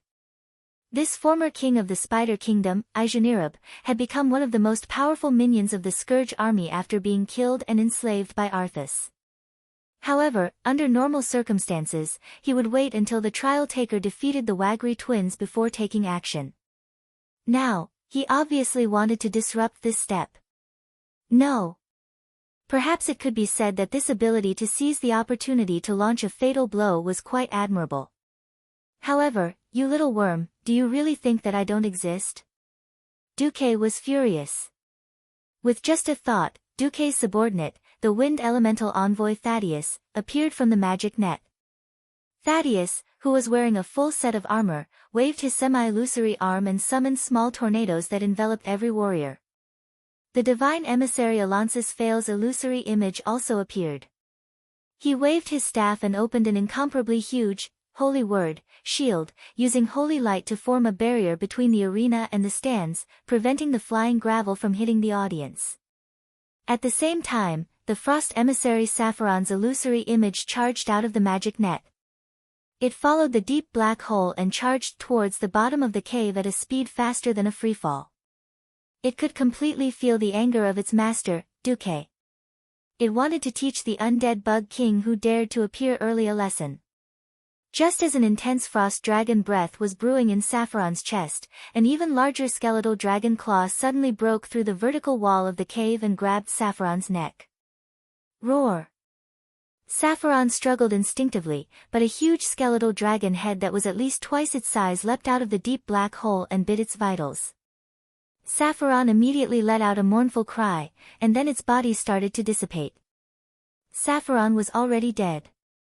In essence, it was a spectral dragon, but because it had elementalized, it had gained a physical body. Ordinary physical attacks could not hurt it at all. However, at this moment, everyone in the magic net, including Duque, could feel the pain in Sapphiron's soul.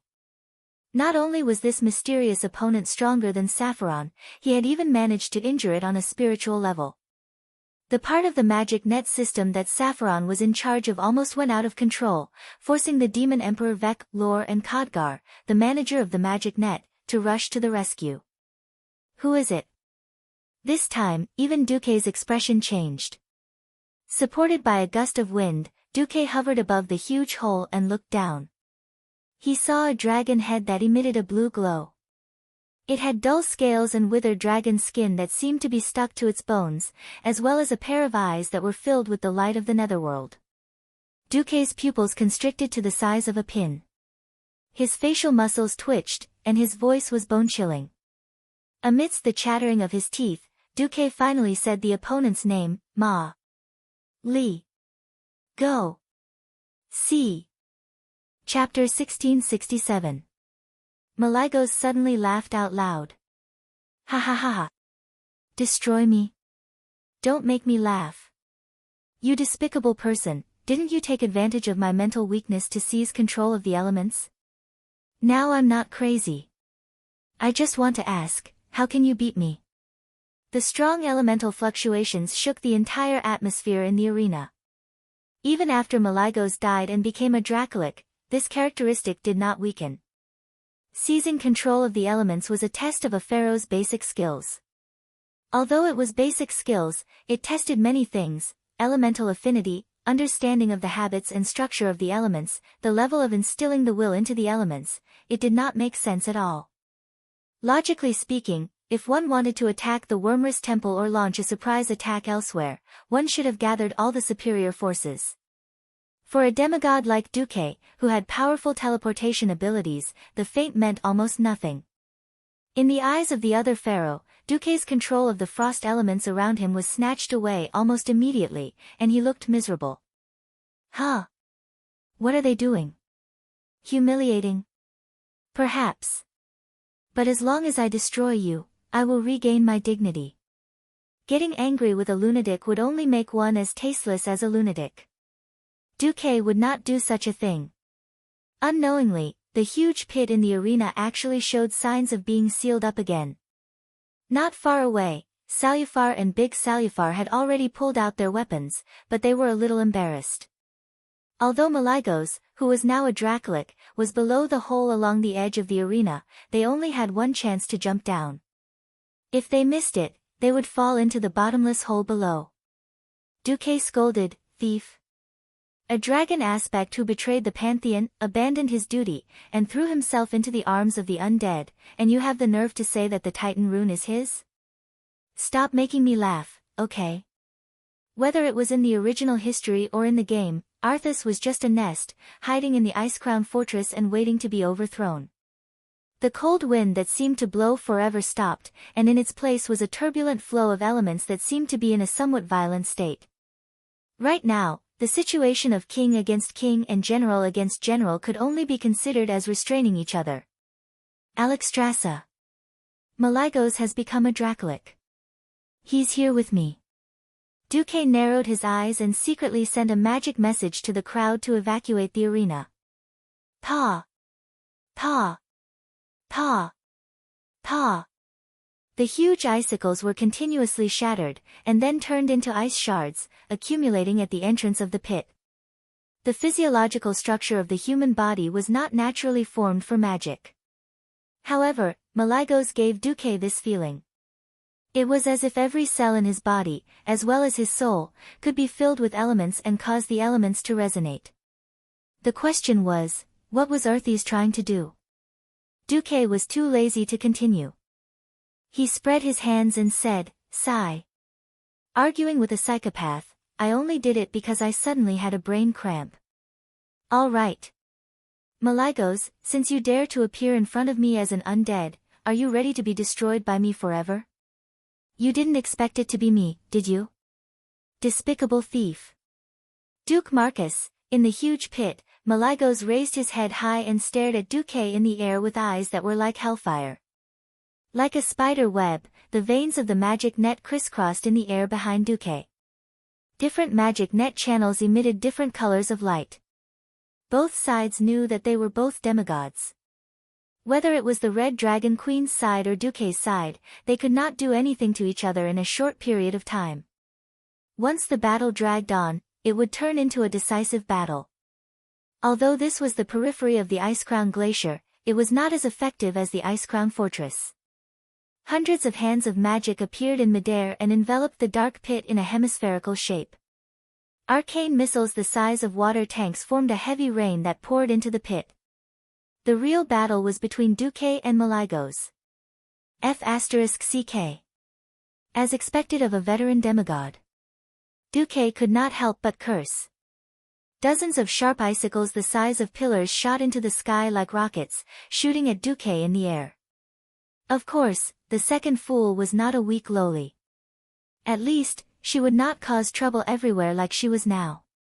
Duque had the system genie. With more than 1,000 threads, he could independently inject different willpower to snatch frost elements. However, in terms of elemental affinity, Duque naturally lost. Duque was called a thief because he had taken the Titan rune that originally belonged to Malygos. However, Duque did not feel guilty at all. The ports of the 4 elemental realms suddenly enlarged so that more elements could enter the magic net. It could not be helped. Beastmen could not fly. The magic net that should not have been visible to the naked eye became visible due to the extremely exaggerated elemental charge. Betrayal? I am clearly the master of all magic and elements in Azeroth. You damn thief, you took advantage of my moment of inattention to steal the secrets of magic and create the magic net that blasphemes the magic elements of this world. The real traitor is you. Malygos roared angrily. Compared to Malygos, Duque was more like a mountain king in the frost elemental realm, while the former blue dragon king was a natural king, the master of the entire frost elemental realm. Pursing his lips, Duque waved his hands quickly. Combined with the incantations in his spiritual seat, Duque began his counterattack. Bastard. You. Duque suddenly realized something and became furious. Just as Duque saw Malygos, who was either an undead dragon or a Dracolic, appear, he received an urgent message from Alexstrasza. Duque, come over immediately. Arthas has appeared. He's standing on the inner side of the Gate of Divine Wrath, confronting me. The butterfly effect was interesting at times, but it was also a pain in the ass at other times. Almost as soon as the spectral Dragon King finished speaking, Duque suddenly felt that he had lost control of the frost elemental realm in this area. The only one who could help Duque was Jaina. She summoned an ice pedestal and supported herself in midair. However, this pedestal was not safe, as it could be smashed by Malygos at any time. Ha ha ha. You claim to be a demigod of the magic net, how can you allow your control of the frost elemental realm to be stolen? Don't you feel ashamed? Malygos laughed maniacally as he waved his skinless, almost bony front claws. Chapter 1668. Hee hee. Have you finally realized it? It's too late, Duke Marcus. Malygos' voice came from below. That's right. You're so happy to have troops stationed at the edge of our territory. Killing a bunch of new heroes from the Alliance army should be enough to make you feel a little heartache. As soon as Malygos' voice fell, all the high-ranking officers of the Alliance army, including Duque, felt a toothache. What an uproar! Duque couldn't accuse Malygos of being a demigod for being so shameless. What the former Blue Dragon King was doing was the same as what Duque wanted to do after spring, weakening the enemy's war potential. Malygos was only here to restrain Duque. The huge and thick layer of ice cut off the connection between the cave and the outside world. The frost element that Malygos had absolute dominance there even rejected the entry of arcane elements, not to mention opening the portal. Even if Duque wanted to save them, he couldn't save Nahak and the others. Almost at the same time, cries for help sounded everywhere in Duque's magic communication network. The entire Alliance army surrounding the Ice Crown Glacier area had reports of being attacked by the Calamity army. Most of them were ambushed by gargoyles known as Fortress Watchers. These dark magic creatures with the ability to fly at high speed used the blizzard as cover to directly cross the defensive airspace of the front line and attack the Alliance army on the second line. Not only that, countless ice bridges extended down from the cliffs of the Ice Crown Glacier area, forming grooves that looked like slides. The stitched abominations, which were sewn from more than 10 corpses, flew along these ice slides directly to the various Alliance army positions. The fat abominations were directly thrown over in the form of an air raid, forcing the Alliance army to fight in close combat. Just this alone made Arthas's surprise attack a great success. Counterattack. Counterattack. Push the enemy back. Even though the Alliance army commanders were shouting at the top of their lungs. In the harsh snowstorm that Arthas had deliberately condensed and made it impossible to see anything 5 meters away, it was completely extravagant to form a formation. Fortunately, the communication system of the Alliance was supported by the weave and had not been destroyed. Otherwise, the situation would have been even worse. Even so, they were forced to fight in close combat. It was conceivable that the Allied forces would suffer heavy losses this time. Even though his face was ashen, Duque still managed to squeeze the words out of his mouth through gritted teeth. Arthas, well done. The Alliance camp was filled with fear and panic. We can't hold on any longer. An Alliance soldier shouted. The Alliance commanders shouted at the top of their lungs in the howling wind, retreat.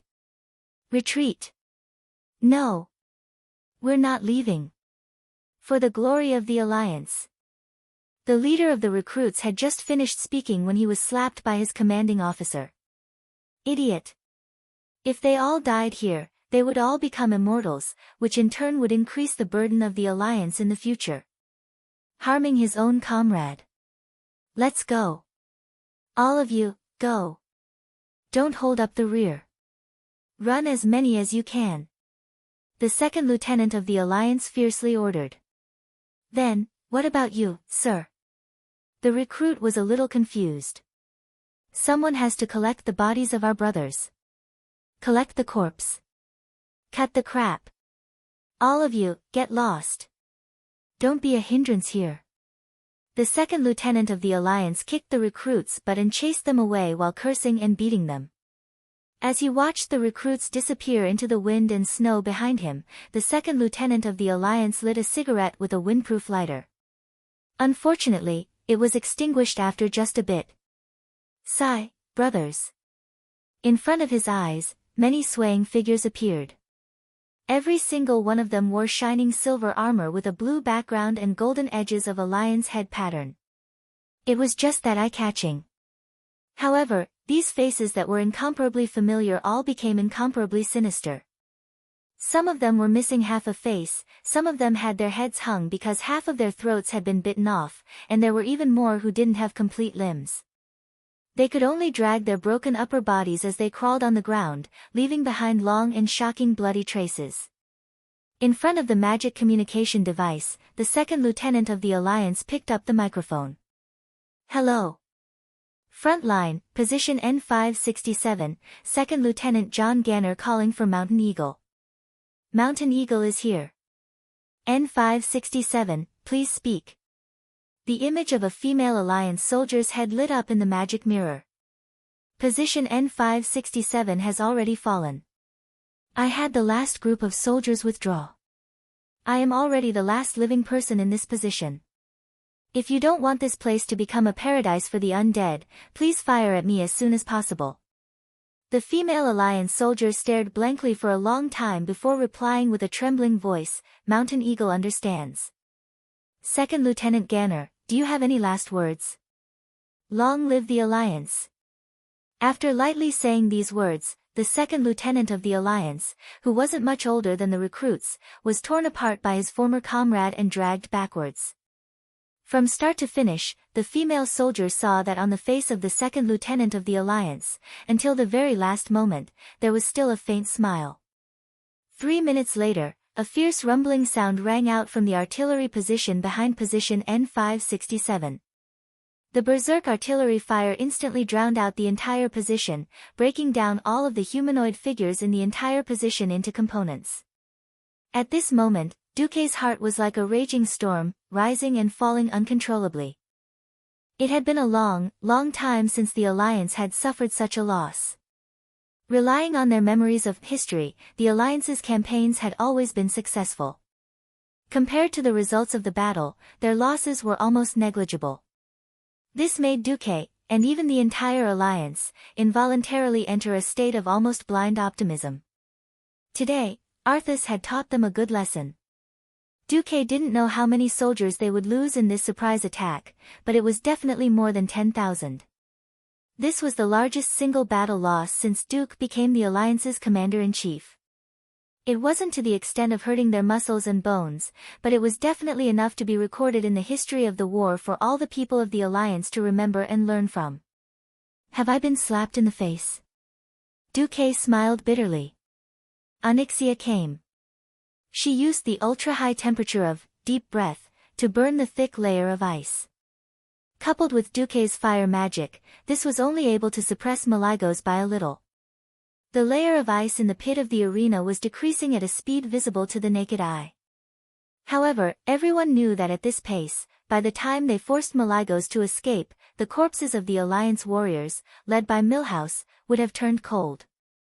Duque could even foresee that when they killed their way to the bottom of the pit, they probably wouldn't even be able to collect their corpses. With Arthas's vengeful personality, he would definitely turn these warriors into immortals and place them in Icecrown Fortress to wait for the arrival of the Alliance army after strengthening them. Perhaps, there would be another lich called Milhouse Mana Storm. Just as Duque's thoughts were running wild, a shrill scream suddenly came from under the ice. Bastard! What are you doing? Who are you? Ah! Chapter 1669. If it weren't for the holy light under the ice that was as bright as the sun, Duke would definitely think that Maligos was a lunatic. His dragon goo had split into two wills and then directed and acted on his own. It was true that Maligos was the pharaoh of all elements, but his power definitely did not include the holy element. It was obvious that a top-tier holy knight had ambushed Maligos. This holy light was definitely not ordinary.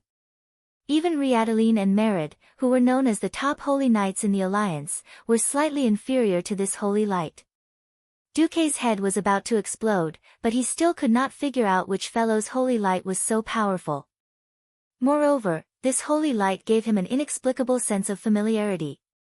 Unfortunately, due to the extremely surging and evil frost elemental energy of Malygos, his perception was rather blurry. Even the system elf could not give an accurate judgment. Could it be that Turalyon and the others have returned? Isn't this too much of a coincidence? Duque muttered to himself. The Dragon Lich's crazy voice came from below again. No. I am the King of Magic of Azeroth, I am the original god of magic. All elements must be under my control of the magic net. Oh, no, go back. Yes, my master. As Duque, Jaina, Onyxia, and Salufar watched in astonishment, Malygos' elemental reaction left the arena at high speed through the underground tunnel.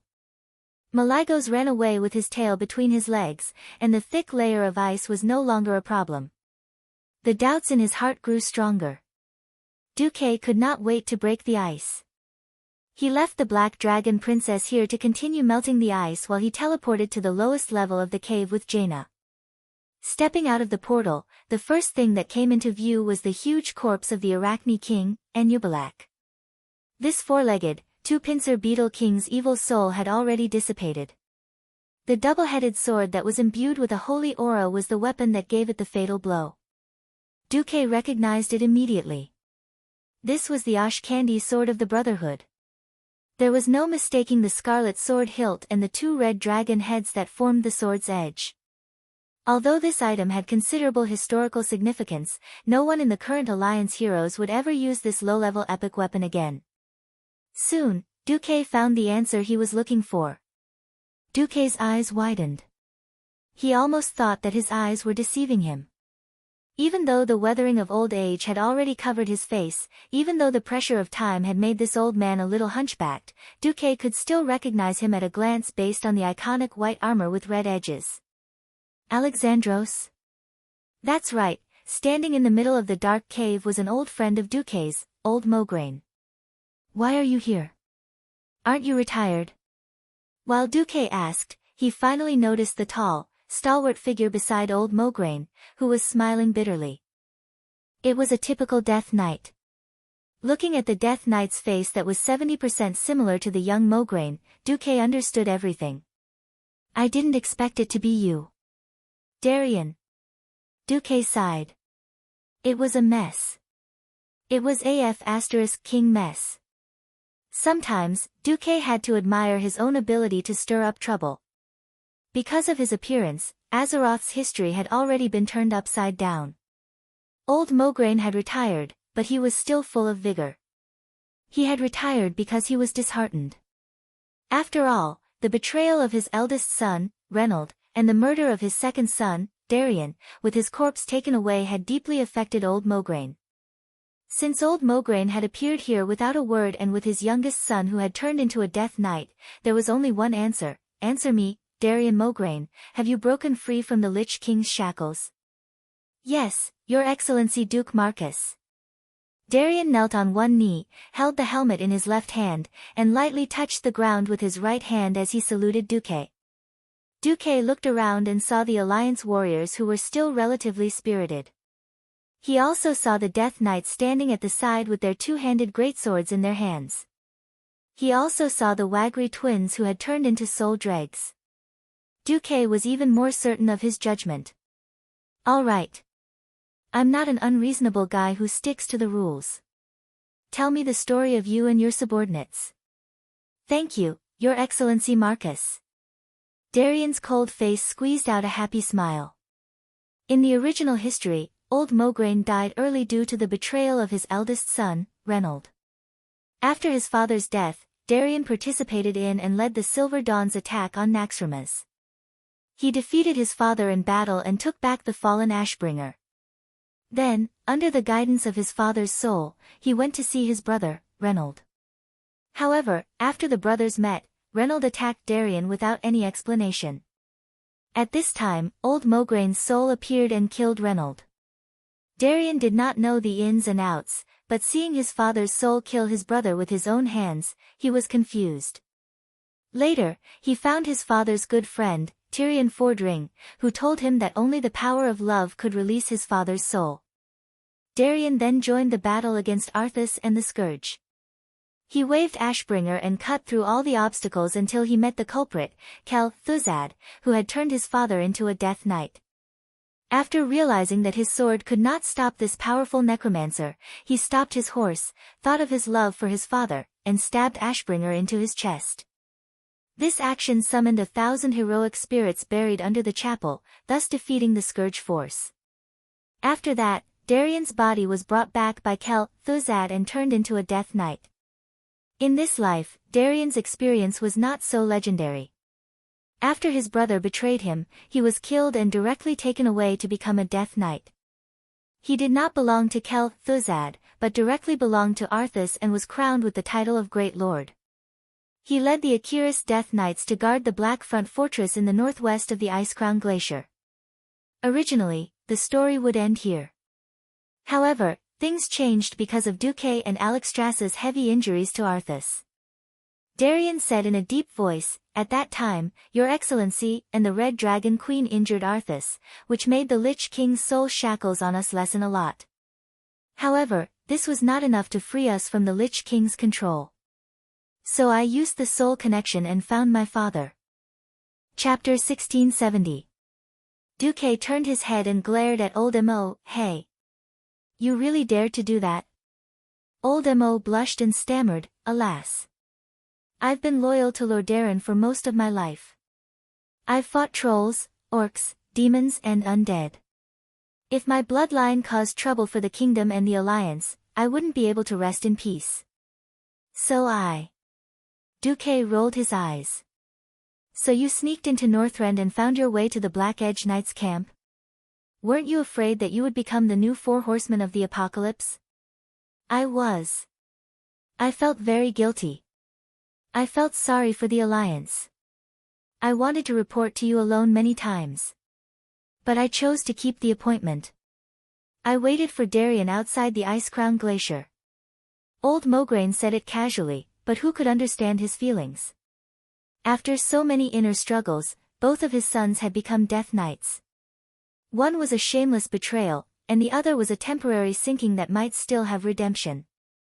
One was honor, duty, and loyalty, and the other was bloodline, feelings, and hope. Duque admitted that he didn't know what to do if he exchanged his identity with Mograine. Either choice was not wrong. No matter which choice it was, it could lead to extremely terrifying consequences. If he wasn't a transmigrator, he could never foresee the independence and rise of the Black Edge Knights, let alone the reaction of the Alliance. After all, before this moment, even if the Alliance turned a blind eye to the Horde's undyings, they might not accept a group of Death Knights, even if they were neutral. Old Mograine's gaze seemed to look into the distant past, the time when his 2 children were still young. "I dedicated half of my life to the kingdom and the rest to the Alliance. I didn't retire until I couldn't fight anymore. I'm ashamed of my selfishness. I don't deserve to be a paladin who spreads the holy light." Old Mo sighed. "When I came to Northrend, I listened to the whispering wind and gazed at the broken world. I looked at the scenery that seemed to be the end of the world. It was like a harsh place where nothing was born, but I felt that the world was so beautiful. It seemed that everything could be started again. I thought that since even an Astrian could break free from the Lich King's shackles, my youngest son should have a chance too." At this point, Old Mo pulled open his breastplate, which contained the latest explosive pack of the Alliance. "I won't let the Alliance soldiers have to face a Death Knight named Alexandros Mograine. If necessary, I will self-destruct. A Death Knight without a body isn't strong." At this moment, Darien lowered his head and said in a deep voice, "Please don't blame my father. This is just the wish of a group of undead who still love the Alliance and desire that their compatriots can still be happy. We don't ask for anything in return. Even if we have to charge towards the Icecrown Fortress first and use our destruction to pave the way for the Alliance, we will have no regrets." Duque closed his eyes as if he was deep in thought. Almost at the same time, Duque received the news that the Calamity Troop had begun to retreat. Duque sighed. "I can't promise you anything, but I will give you a chance to state the situation of you and your Black Edge Knights and your wishes in the Alliance's throne conference. Whether or not to accept you, or how to treat you, will be decided after the leaders of the alliance vote. Thank you very much. Mograine and Mograine said in unison. Not taking action on the spot was already giving them face. Convening the throne conference for this actually meant that Duque had given them the green light. Otherwise, even if Duque killed Mograine and Mograine on the spot, no one could say anything wrong. The defensive battle was over. The alliance's battle line didn't retreat. Instead, Duque ordered to strengthen the defense. The trenches, pillboxes, and other fortifications at the front line were turned on 24/7. The wealthy Duque kept transferring elements from other elemental realms to replenish the energy of the shields. The commanders of the alliance chased the soldiers who were warm out of the barracks and strengthened the fortifications again.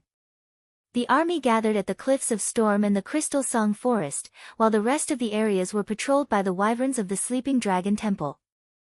There were also enough reserves left in the Northwind Taiga and other places, ready to counterattack at any time. 3 days later, the throne conference began in Naxxramas.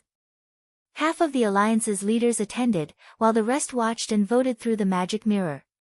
When Mograine and Mograine gave their speeches, expressing that the Black Edge Knights were willing to fight together with the alliance, the leaders fell into a long silence.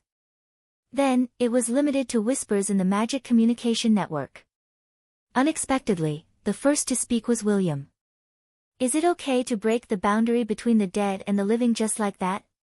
Today, the alliance accepted the Death Knights as temporary allies. What about tomorrow? Closer cooperation? And then integration into the alliance? What about the legacy of the kingdom? Accepting the undead would definitely be the biggest reaction from the humans. Perhaps long-lived creatures like the elves, dwarves, gnomes and Draenei didn't feel anything. Didn't they see how Kale, that's waited for thousands of years for an Astrian to die? Was he forced to wait for an extremely long time until something happened? Among the leaders of the 7 great human kingdoms, Kai Zi seemed to be the kind of guy who didn't feel anything about this topic. The problem was that there were still 3 leaders in the alliance who were freaking immortal. If there was an issue of inheritance, it would definitely be between William and Donnas, the 2 brothers who had suffered the same fate. They would also be the first to speak. Be it the 2 of them or the other human leaders, they were actually not worried about the Black Edge Knights themselves, but the impact it would cause on the ethics of human society. Donnas Trollbane used his finger to tap on his throne for a while before saying, Commander Marcus, first of all, I would like to ask, is it the Alliance's absolute policy to accept more forces that can be accepted? Duque said resolutely, the Burning Legion will definitely return. In 10 years, no more than 20 years, a war of survival with Azeroth as the battlefield will begin. I think the scene of Archimonde's arrival and the destruction of the Dalagen is still fresh in most people's minds, right? Everyone was silent. Magni said, the tribe accepts the Forgotten Ones because the tribe has the tradition of using Death Knights. But the tribe is not the Alliance. Why do we believe that the Death Knights of the Black Edge Knights won't turn on the Alliance and all the living at the critical moment? Both Mograine and Big Mograine shuddered at the same time. They couldn't say for sure about this. Chapter 1671. At this moment, Duque stood up. He first filled himself with holy light, and then switched to his shadow form, becoming a pure, black man. Where there is light, there will be shadows. In fact, there are already some priests in the Alliance who have completed the switch between holy and shadow forms. We call these priests who focus on attack, shadow priests. Since the power of the shadows can arm our priests and warlocks, why can't we believe in the kindness of a group of Death Knights? Magni shook his head. I have no intention of targeting this. I think that includes me, the other leaders, and the people. We all need a convincing proof. Duque raised his hand. All right then. The boundary between life and death is not as clear as everyone thinks. I know that there are more than 1,000 souls sleeping under the Light's Hope Chapel. Let Darien and his Ebon Horsemen face the valiant spirits. If they are recognized by the souls, I believe the people will not have any objections. Duke changed the topic and looked at William and Donnas. As for inheritance, why don't we do it this way? When a person really dies, since he has crossed the boundary between life and death, this person will be defined as losing all assets other than his personal equipment. Unless he still chooses to fight for the Alliance, let him return to dust, dust to dust. William and Donnas looked at each other, and said at the same time, then we have no objections. Seeing that the leaders of the Alliance had almost reached a consensus, Imriel also fell silent. It could be considered as acquiescence. Duque raised his hands and stretched out all his fingers. Everyone, we don't have much time. The next 10 years will be the most turbulent 10 years for Azeroth. Even if we defeat the Lich King Arthas, there are still many evil existences in this world. For example, there are scattered demons, dark forces that believe in evil cults, and remnants of the Black Dragon race. We will most likely have to face the other two ancient gods, Yashaji and Zoth. We don't have time to relax. So my request to the Alliance is to unite all the forces that can be united, and at the same time, put aside any disputes that might cause conflicts until after the final battle with the Burning Legion. But on the other hand, if we are faced with a situation where we have no choice but to send troops, then we must not hesitate and directly send troops to destroy all the unrest in the bud. Duque clenched his fingers into a fist and smashed it down. It was clearly a simple movement, but because Duque had unintentionally released a small amount of elemental energy, this punch had the power of a war hammer. Something seemed to shatter in the air.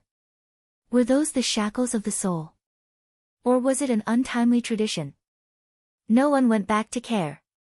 Compared to the fate of the entire race and even the entire planet, these were all trivial matters. As soon as Duque finished speaking, voices of agreement and approval came from the crowd of thrones. The throne meeting ended just like that. Old Mograine came up, his mouth trembling. In the end, he could only say, "Thank you." Duque pursed his lips into a smile and patted the old man who had spent most of his life in the army, broken the shackles of fate, and fought for the Alliance until his death. "Don't thank me. If you want to thank me, wait until Darien passes the appraisal of the hero spirit." Old Mo hurriedly said, "That's not a problem. I have already asked His Majesty Menethil, Beneticas, and Tyrion to cast holy light on Darien." The holy light did not destroy the body and soul of him and his men. Without needing Old Mo to press him, Darien had already bowed deeply. "It's all thanks to Sir Marcus' guidance." Duque's smile grew wider. "I have saved myself, and I have also saved many evil souls that the outside world believed had fallen into the abyss. One more is not much, one less is not little. As long as you can pass, it proves that your heart is pure enough, and your will is firm enough. Go. As long as you pass, I will propose to give the Black Blade Knights an independent status." In fact, everyone knew that this was just a formality. Under the witness of tens of thousands of Rotterdam citizens and over 1,000 warriors of the Scarlet Cross Legion and the Silver Dawn, dozens of Death Knights led by Darien withstood the holy water baptism of the Light's Hope Cathedral and the test of the hero spirits. They even miraculously proved that they could also recover from their injuries under the healing of the holy light. At first, Arthas was a little happy that the Calamity Troop had dealt a blow to the Alliance, but the news of the Black Blade Knight's betrayal immediately made him very unhappy. Almost on the same day he received the news, he ordered the Calamity Troop to launch a strong attack on the Black Blade Knight's camp.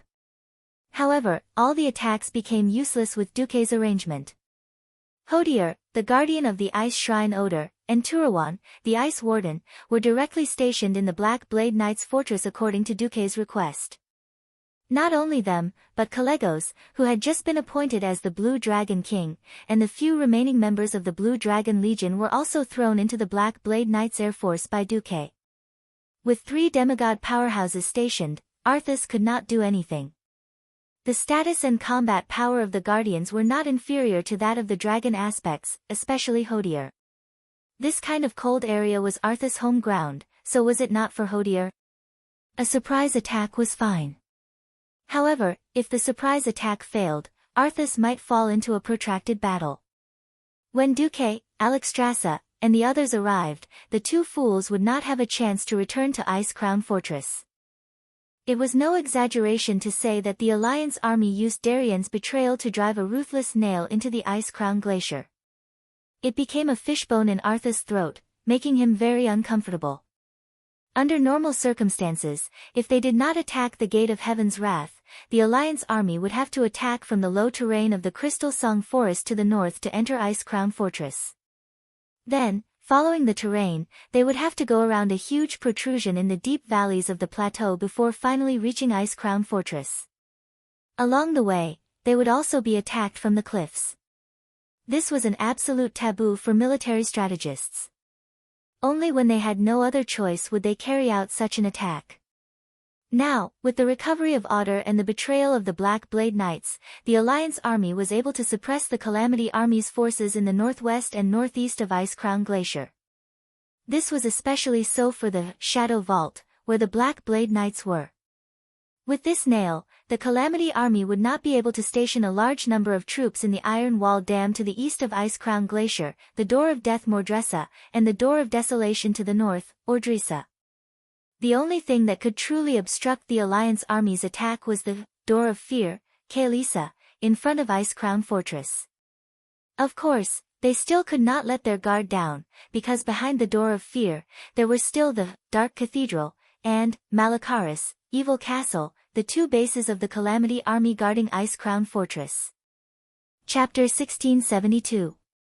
Even so, Duque was still very satisfied. Looking at the image of the Gate of Fear through the magic eye, Duque's mouth curved into a thick smile. Smashing one door is always more convenient than smashing 3 doors.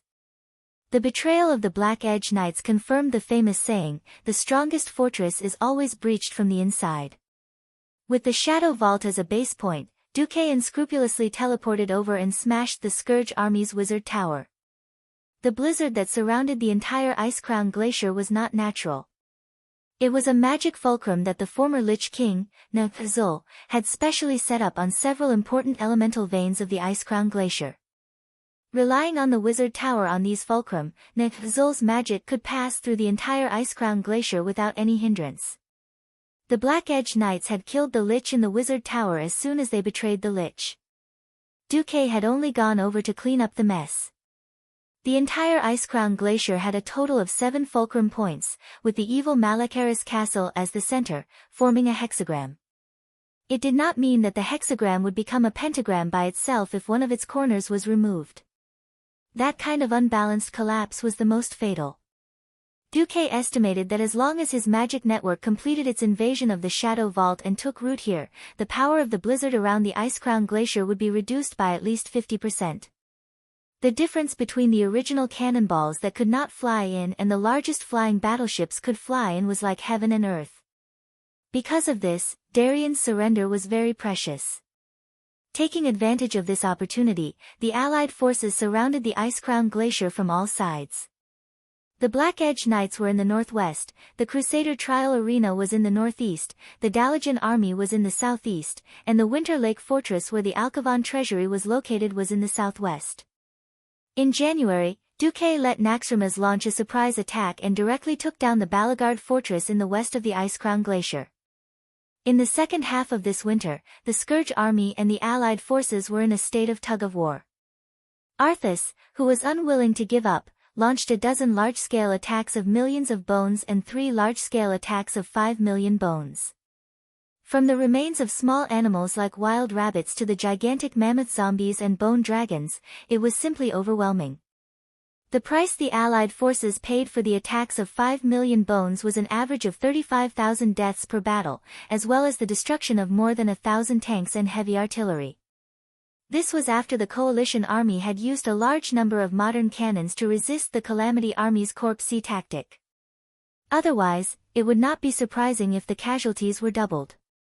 The number of casualties made Duque and Sal look quite bad. Duque was worried because of the astronomical military expenditure. Sal was angry because of the loss of human life. It couldn't be helped. The Alliance army was developing towards diversity. The most basic close combat sword and shield soldiers were the fewest. With the addition of the Horde, when it came to infantry battles, the main force would definitely be the Orc infantry. The only thing that could comfort Sal was that the weapons provided by the Alliance were quite sophisticated. They were all steel weapons that had been blessed by the holy light. Their strength and tenacity were praiseworthy, much better than the ones produced by the tribe. Moreover, the Alliance promised that the Horde could take these weapons with them after this battle. Even the weapons used by the dead could be sent back to Kalimdor's relatives as relics. This kind of kindness won the unanimous praise of the Horde Expeditionary Army. It wasn't that there were no regrets. The remains of the dead couldn't be carried away. They had to be cremated on the spot, which conflicted with the traditional orc shaman doctrine. But there was no other way. It wasn't safe to sprinkle holy water on the corpses. As long as the Lich's dark magic smashed over, when the power of darkness surpassed the light, the corpses would still come back to life. But at least they managed to withstand it. Throughout the winter, the Alliance's factories didn't stop working, maintaining a 3-shift state to produce arms and military supplies. At the most critical time, even Duque had to use the magic of the magic net to open fixed portals in order to transport the wounded to the rear and transport the most scarce ammunition to the front lines. Time entered March 26 of the Dark Portal. The characteristics of Northrend as a polar continent, coupled with the high altitude of the Ice-Crown Glacier Plateau, meant that there wouldn't be any spring flowers blooming here. Just the temperature went from a few degrees below zero to a few degrees below zero. This was spring. Without the cover of the winter snowstorm, Arthas finally restrained his arrogance. The Scourge army almost completely retreated, only staying in the Ice-Crown Glacier area. In Naxxramas, in the Alliance meeting hosted by Duque, all the big shots either sent someone to attend or sent a magic message. The time to attack the Ice-Crown Glacier has come, Duque declared at the beginning of the meeting. Why not wait until summer? Although it's spring now, the cold will still weaken the power of the Red Dragon Army's draconic breath. Duque said in a deep voice, "We can't wait anymore. Recently, I've detected many teleportation portals. Arthas must have sent a large number of low-level liches out, probably to collect corpses. If we wait too long, I'm afraid we'll be surrounded in Northrend. Even if we can hold on, it'll put a lot of pressure on the logistics. By June, we can either reduce the number of troops by 200,000, or the entire Northern Expedition Coalition army will starve and only be half full every day." In Northrend, after continuous replenishment, the Alliance and Horde had a total of 500,000 troops. With so many people eating, drinking, and the corresponding military supplies, if it weren't for Duque, the super internal affairs officer with the system elf, just the logistics deployment would probably make the 1,000-man logistics headquarters go crazy. After all, not counting the summary and judgment, there were already more than 3,000 logistics officers carrying out logistics work. And that didn't include the non-military logistics personnel. Fortunately, as early as the Battle of Mount Hyjal, the Alliance began to focus on training logistics personnel for cross-sea warfare. Only then did they barely have enough logistics officers. In fact, the merchant ships of the Marcus family, Kurtiras, and Alterac family, apart from the necessary regular trade ships, had all been called up to supply Northrend. But it was still not enough. "All right. Let's fight." Sar sighed. Losing 100,000 soldiers in one winter would be a huge blow to the horde that had just arrived at Kalimdor. Even with Draenor's beast men, 100,000 young and strong beastman warriors was still not a small loss. It'd be good if there were more troops, at least the attack could be formed in batches, Magni muttered. Sar suddenly thought of something. "Yes, the horde's forsaken. Anastrian said they're willing to fight." Duque's eyes suddenly lit up. Chapter 1673. Not only Duque, but the eyes of the other Alliance bigwigs also lit up. The factors involved were complicated. Back then, the Forsaken led by Anastrian established a kingdom in Lordaeron and almost established the Undercity, which left a deep psychological scar on the people and elves of Lordaeron. If it weren't for the fact that they couldn't spare their hands, perhaps the Alliance would have hunted them down long ago. There wouldn't have been a new Undercity in Winterspring, and they wouldn't have found a chance to join the tribe. On the other hand, the Undying's thugs were actually quite useful. The Undying, who didn't need food or supplies, and didn't fear the cold, could be said to be the best cannon fodder. For example, the activity of the Black Blade Knights in the winter left a deep impression on the Alliance bigwigs. From a commander's point of view, sometimes they wished that their subordinates were all obedient and powerful Death Knights. On the other hand, the Alliance wouldn't feel the pinch no matter how many people died in the tribe. If Anastrian was really willing to allow the few Forsaken to join the battle, it would be a useful addition no matter what. In fact, Sal was also tempted by the Sun King's proposal. For a while, Sal almost thought that the Forsaken were going to betray the tribe. After urging him a few times, the Sun King was finally willing to send out 50,000 Forsaken. Sal had seen the quality of this batch of soldiers. Very few were beast men, and they were basically the corpses of humans and elves. As for the source, Sal didn't care. Anyway, the Alliance didn't protest, so Sal pretended not to see it. This was also the mentality of digging up one's ancestral grave, and it didn't matter how many bones came. In the end, the 50,000 Forsaken went out to fight. In addition to the most elite high-grade alchemists and magic researchers, as well as some elites guarding Winterspring. It was no exaggeration to say that Anastrian pulled in all the old ones. In the northwest of the Crystal Song Forest, Duque saw the Sun King and couldn't help but tease him, "Yo, Anastrian. You're really willing. The Forsaken belong to the tribe, and we are all loyal to the Great Chief. Since it's the Great Chief's call, we will obey. Now that the tribe and the Alliance are allies, Sir Marcus won't order your subordinates to attack your allies, right?" Since it was a dead face, there was no expression to speak of. No one could read Anastrian's thoughts from his fiery eyes. "Ha! You sure know how to talk. Don't worry, the Alliance will never attack our allies. Not in the past, not now, and definitely not in the future." Of course, Duque dared to say this out loud. However, Duque changed the topic. "That's right, I always feel that you're a guy who won't get up early without benefits. Why are you willing to bet almost all of the Forgotten Ones?" In the face of Duque's questioning, the Sun King was not annoyed. In his deep and dark eye sockets, his fiery eyes moved to the right and looked at Darien. The Alliance can accept Death Knights, so why can't the Forsaken of the Horde accept their undead compatriots who are freed from the bondage of the Lich King? His words sounded quite reasonable. The Alliance leaders all had expressions on their faces. Although the Scourge army was the enemy of the world, the Forsaken could use war to sustain war if they operated well.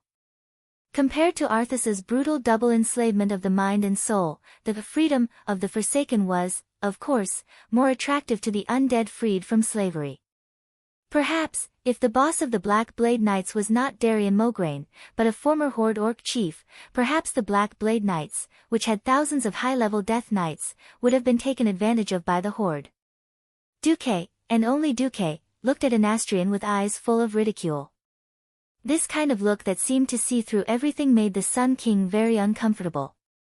He said in a bureaucratic tone, "Your Excellency Supreme Commander Marcus, the Forsaken army is preparing to attack. Do you have any additional instructions?" Duque smiled. "No. I'm eager to see the active figures of the Forsaken on the battlefield.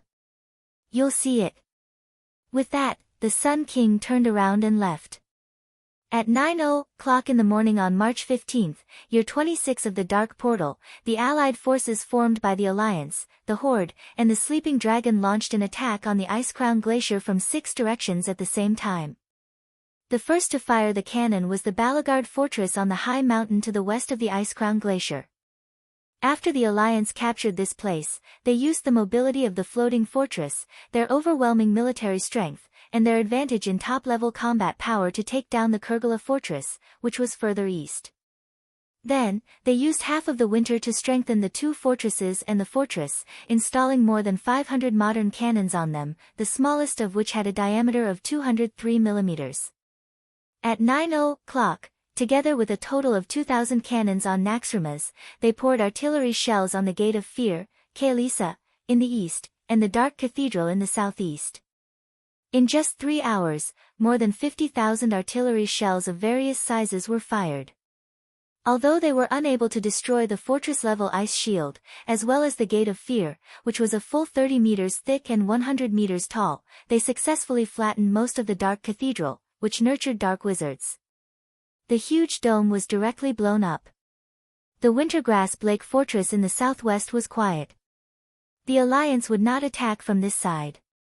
After all, although the Ice-Crown Fortress was to the northeast of Wintergrasp Lake, only an idiot would choose to attack a fortress on a high mountain that was more than 1,000 meters higher than Wintergrasp Lake from a place with an elevation of 70 degrees. The real battle was on the southeastern side of the Crystal Song Forest. The first to attack was the Dalagen. The Dalagen, personally led by Kale, did not directly take the brunt of the Scourge Army's anti-air artillery. After all, the Dalagen was first the capital of an Alliance kingdom, then a holy land of magic, and finally a fortress. It was completely different from a floating fortress like Naxxramas, which specialized in flying around the world to cause trouble. The Dalagen's mage tower was enough to make the mages' hearts ache for a long time if any one of them was destroyed. Therefore, the Dalagen's role this time was to support. It flew to an altitude of 3,000 meters, and then poured mud down. Yes. It was filling up the river. The Ice-Crown Glacier's defense line was at the most gentle mountain pass, which happened to be the source of the River of Weakness. Tens of thousands of tons of mud were poured down, and in just an hour, the source of the River of Weakness was completely filled up. Almost at the same time that the river was filled up, the Dalagen began to descend and pour magic cannons at the Iron Wall Dam, which guarded the mountain pass. Chapter 1674. Times were changing, technology was developing, and the development of magic continued. Compared to the Dalagen that had suffered heavy losses during the battle with Naxxramas, now, the Dalagen was on a path of no return in the direction of the magic stronghold. It still looked like those purple domes and towering spires. In reality, the magic circuit structure inside was completely different. Kale, knew that his position as the chairman of the Kirin Tor was only in name. In reality, the entire Dalagen was still under Duque's absolute control. Apart from that, the runes and mana transmission channels of every wizard tower in the Dalagen were all connected to Duque's weave. In a sense, the Dalagen was the core of the weave, just that it was at the same level as Karazhan. Duque was more willing to call it a double core. The Dalagen was the most important chess piece to break the Lich King Arthas elemental monopoly in the Ice-Crown Glacier. Its approach caused the hexagram magic formation, which had become incomplete due to the betrayal of the Black Edge Knights, to become even more fragmented. The sky was no longer filled with bone-chilling winds and fluttering white snowflakes. The entire sky was now occupied by the purplish blue of arcane energy. From time to time, zigzagging lightning flashed. In the void, the layers of clouds and various elemental turbulence were mixed together, boiling like porridge. In the sky above the Dalagen, a small vortex appeared on the left, center, and right. In just a few minutes, it was like a rock hitting water, creating ripples in the air that spread outwards. In the end, it formed 3 huge circles of red, white, and purple. Every circle was more than a kilometer in diameter. Anyone with the slightest elemental sensitivity would know that this was the largest elemental passage in history that the Dalagen, the core of the weave, had opened. It corresponded to the fire, water, and wind elemental realms. More black dots flickered in the storm caused by the elemental turbulence, like black sesame seeds dotting the sky. Every time the blue and white radiance flashed, a morning star wizard dressed in magic robes would be left standing on a 10-meter square conical floating stone. If one were to observe carefully, they would discover that the floating stone that every mage was standing on was actually a node of a magic array that was half hidden and frozen in midair. These magi, who were at least at the morning star rank, spread out in the 2-kilometer-wide sky.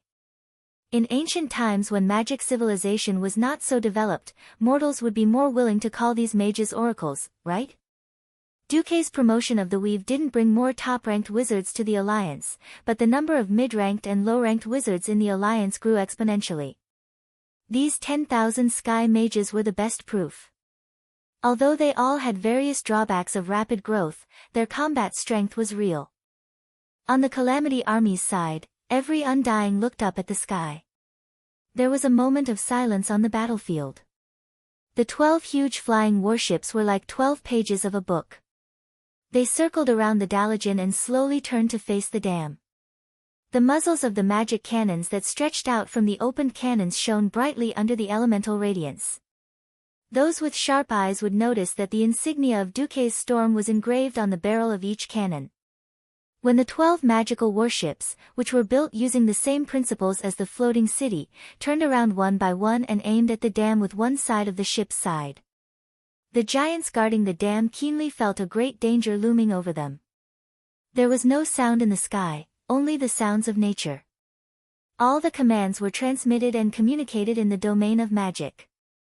Magic warships in position. Open the cannons. In the next moment, the 12 warships shook violently. One side of their hull suddenly shot out a rainbow light that wasn't fire. It was the radiance of high-purity fire elemental energy. Roar! Before the Alliance soldiers could react, the 6-story-tall giant standing on the defensive line of the dam let out a deafening roar. A bright explosion suddenly spread across the entire defensive line of the dam.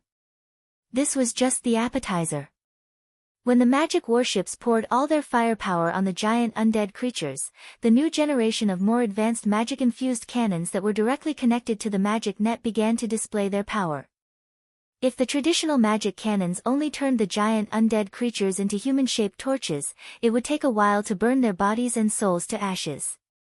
But the new magic-infused cannons could not only destroy the undead creatures, but they could also directly threaten the fortress that had been strengthened by magic runes.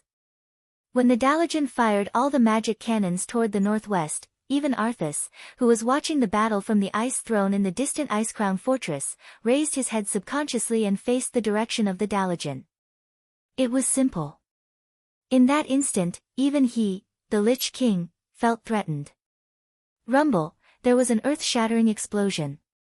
Immediately, when the cannons stopped firing, the members of the Silver Hand Knights, led by Theon, quickly rushed to the giants of flesh and blood who had not yet fallen under the cannons. More than 100 holy knights raised their weapons at the same time, descending from the sky in a horse-slashing stance and swinging their weapons at the monsters. More than 100 streaks of holy aura extended from the flame-shaped weapons in their hands, piercing through the monsters whose life force had fallen to its lowest point in an instant. Many undead creatures were directly blown up. At the southern end of the plains that were once filled by the River of Weakness, Anastrian, the Sun King, silently watched the collapsing defensive line of the Scourge. If it had been 20 years earlier, this terrifying defensive line would not have been shaken at all. But now, the huge dam was collapsing, and fragments the size of houses were falling down. All the undead creatures except the undead creatures below were flattened. The skeleton archers with bows and arrows, as well as the liches with magic staffs, who were neatly lined up on the dam, were all flattened. If it were not for the fact that there was a steady stream of Scourge soldiers pouring out of the secret passage behind the dam, the Sun King would have even thought that the defensive line had been completely destroyed, and that the Forsaken under him would not be able to do anything. The Sun King raised his golden magic staff with a phoenix head high, and the deep voice of the soul spread throughout the spirit sea of all the Forsaken. For eternal death, with that, the army of undead creatures surged toward the higher mountain pass of the Icecrown Glacier. It was like water flowing backwards, giving people a discordant and dazed feeling. Chapter 1675. The Forsaken were not simple skeletons or zombies. Their independence was partly due to the fact that the Lich King, Nethazul, had relaxed his mind control. On the other hand, it was also because they had the strongest mind and willpower among their kind. With willpower, it was always easy for one to stand out from the crowd. After experiencing the betrayal of the Calamity Army, the chaotic battle with the Alliance in Lordaeron City, and surviving in the dangerous Winterspring, the main force of the Forsaken was now quite elite. Kale, that's, who was sitting in the tallest mage tower in Dalajan City, looked coldly at the army of the Forsaken through the magic mirror. Kale, that's muttered to himself, more than 30,000 professionals. Over there were his former compatriots, as well as his deceased father. That figure, which was like a blazing sun, gave Kale, that's the illusion of yesterday, he was still the crown prince of Kuel Salis, and his father was still the Sun King, who was revered by the people. Unfortunately, that figure had become extremely unfamiliar, skinny, and full of an ominous aura. From the beginning, he could not understand his father's thoughts, and now, he could not understand even more. At this moment, as if sensing Kale, that's spying, Anastrian turned his head. He raised his dry face, which still retained the familiar outline, and grinned at Kale, that's. Kale, that's was originally sitting on the Kirin Tor chairman's throne, holding his head. At this moment, he suddenly stood up, and his face turned ashen. Is he, mocking me? The silent grin only lasted for a short while. The Sun King did not continue to look at the floating castle in the sky. He turned around and began to move forward under the escort of a few high-level liches. Tens of thousands of Forsaken warriors waved the sharp blades provided by the Alliance, wore brand new armor, and rushed toward the ruins of the dam. They were like marching ants, devouring all the Calamity warriors who attempted to resist along the way. They looked exactly the same, but they easily disassembled their compatriots into parts. The huge abominations belonging to the Forsaken waved heavy axes or meat cleavers, hacking at the struggling giants of flesh and blood. The entire hillside was filled with a rotten stench. This was like a battlefield that no one had cleaned up. It was like a breeding ground for plague. In the sky, Kale, that squinted his eyes. This was why the Alliance would never send troops to fight alongside the Forsaken. Just the stench alone was enough to reduce the combat power of the Alliance warriors by 30%. Therefore, the Alliance used the cooperation of all the air forces along the way. As long as the Calamity army dared to launch an attack, the Dalajan would be responsible for intercepting and destroying them. Northwest. The Ebon Edge Knights of Shadow Vault were ready to depart. 5,000 Death Knights rode their skeletal warhorses silently and stood on the plateau. They allowed the Alliance artillery unit behind them to pour shells into the canyon below the mountain. The Black Edge Knights would not attack now. They would only launch a pincer attack from the west when the Alliance army attacked the desolate door, Aldusa. The only variable was in the northeast. What? William exclaimed in shock, you're saying that Uncle Duque ordered us to stop attacking and let Odor's mechanical gnome army take the lead? The one who appeared in front of William was Vanessa. She directly showed the order with Duque's seal. Damn it, we've been training in the arena for the whole winter, from field battles to siege battles. Our brothers are all rubbing their palms. We've been waiting for this day. Why did they suddenly stop? We're the vanguard. Valilla, one of the epic hero thieves and William's team, screamed. Regarding who was the #1 thief in the Alliance, Valilla had always believed that if they had the same equipment, she would definitely be able to defeat Vanessa. Unfortunately, equipment was also a part of one's strength. In a situation where the difference in strength was not more than one level, she would always be defeated if her equipment was not good enough. Seeing that Vanessa had stopped the army's attack, Valilla was rather displeased. On the contrary, Druid Brawl Baremantle was the most mature and steady. Among the three of them, he often played the role of stabilizing the situation. William and Valilla were both the kind of characters who seemed calm but would roar fiercely once they started fighting. Only he was pulling the reins of the two of them, preventing them from courting death. Therefore, he grabbed Valilla's arm. Uncle Duque, do you have any other commands? William asked calmly. Be careful of the tribe's siege weapons. Vanessa said seriously. We've found out that the Forsaken are carrying an unknown plague weapon. It's stored in a jar in liquid form and launched as a throwing weapon. I personally stole a little bit of it, and after Master Marcus' urgent research, I discovered that not only can it destroy the undying, but it also has a terrifying lethality to the living. After hearing Vanessa's words, William and the other two felt terrible. Items that could be used to destroy evil, such as holy water that was filled with divine power, were the most useful.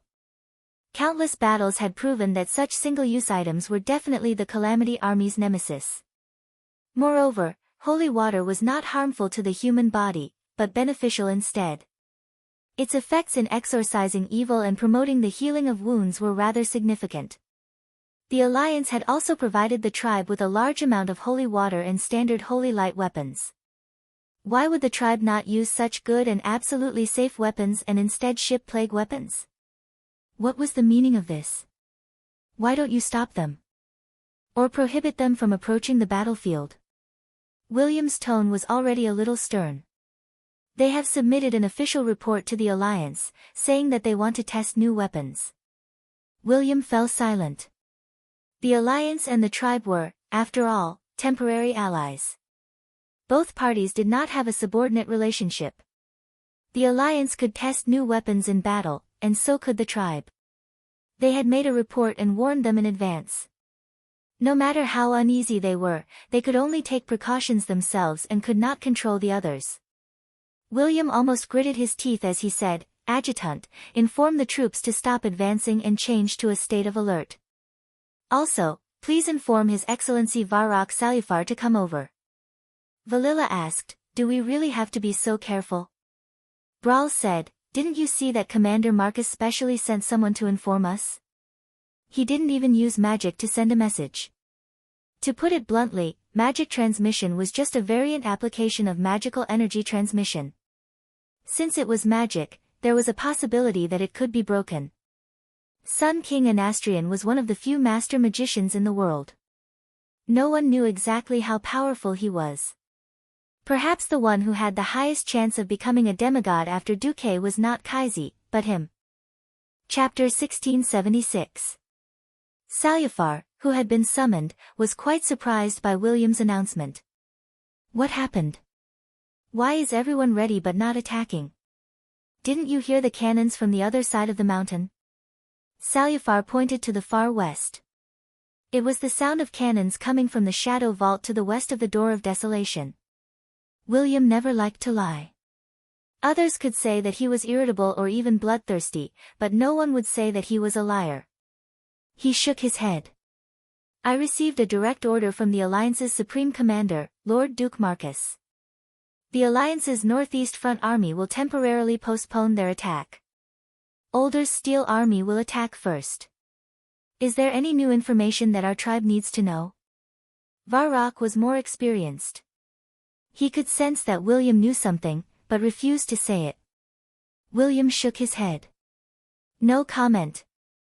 Whether to attack according to the plan is up to you, Sir Salufar. You can also ask Chief Sar before making a decision. Older's army will attack on time anyway."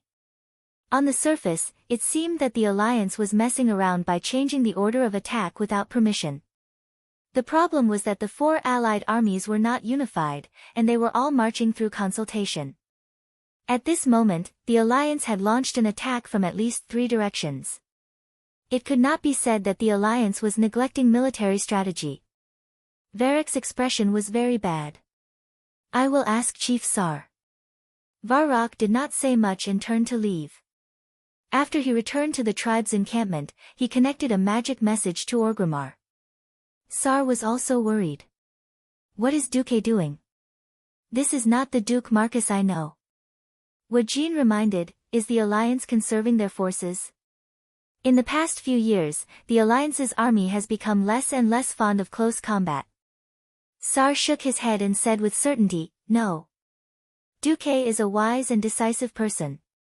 When it is time to fight, he will never be stingy with his sacrifice. He cares more about the covenant between the Horde and the Alliance than I do. He has never done anything that goes against the Alliance. The only explanation for him doing this now is that he knows something but can't tell me because of the situation. Why don't we ask him directly?" Wajin suggested.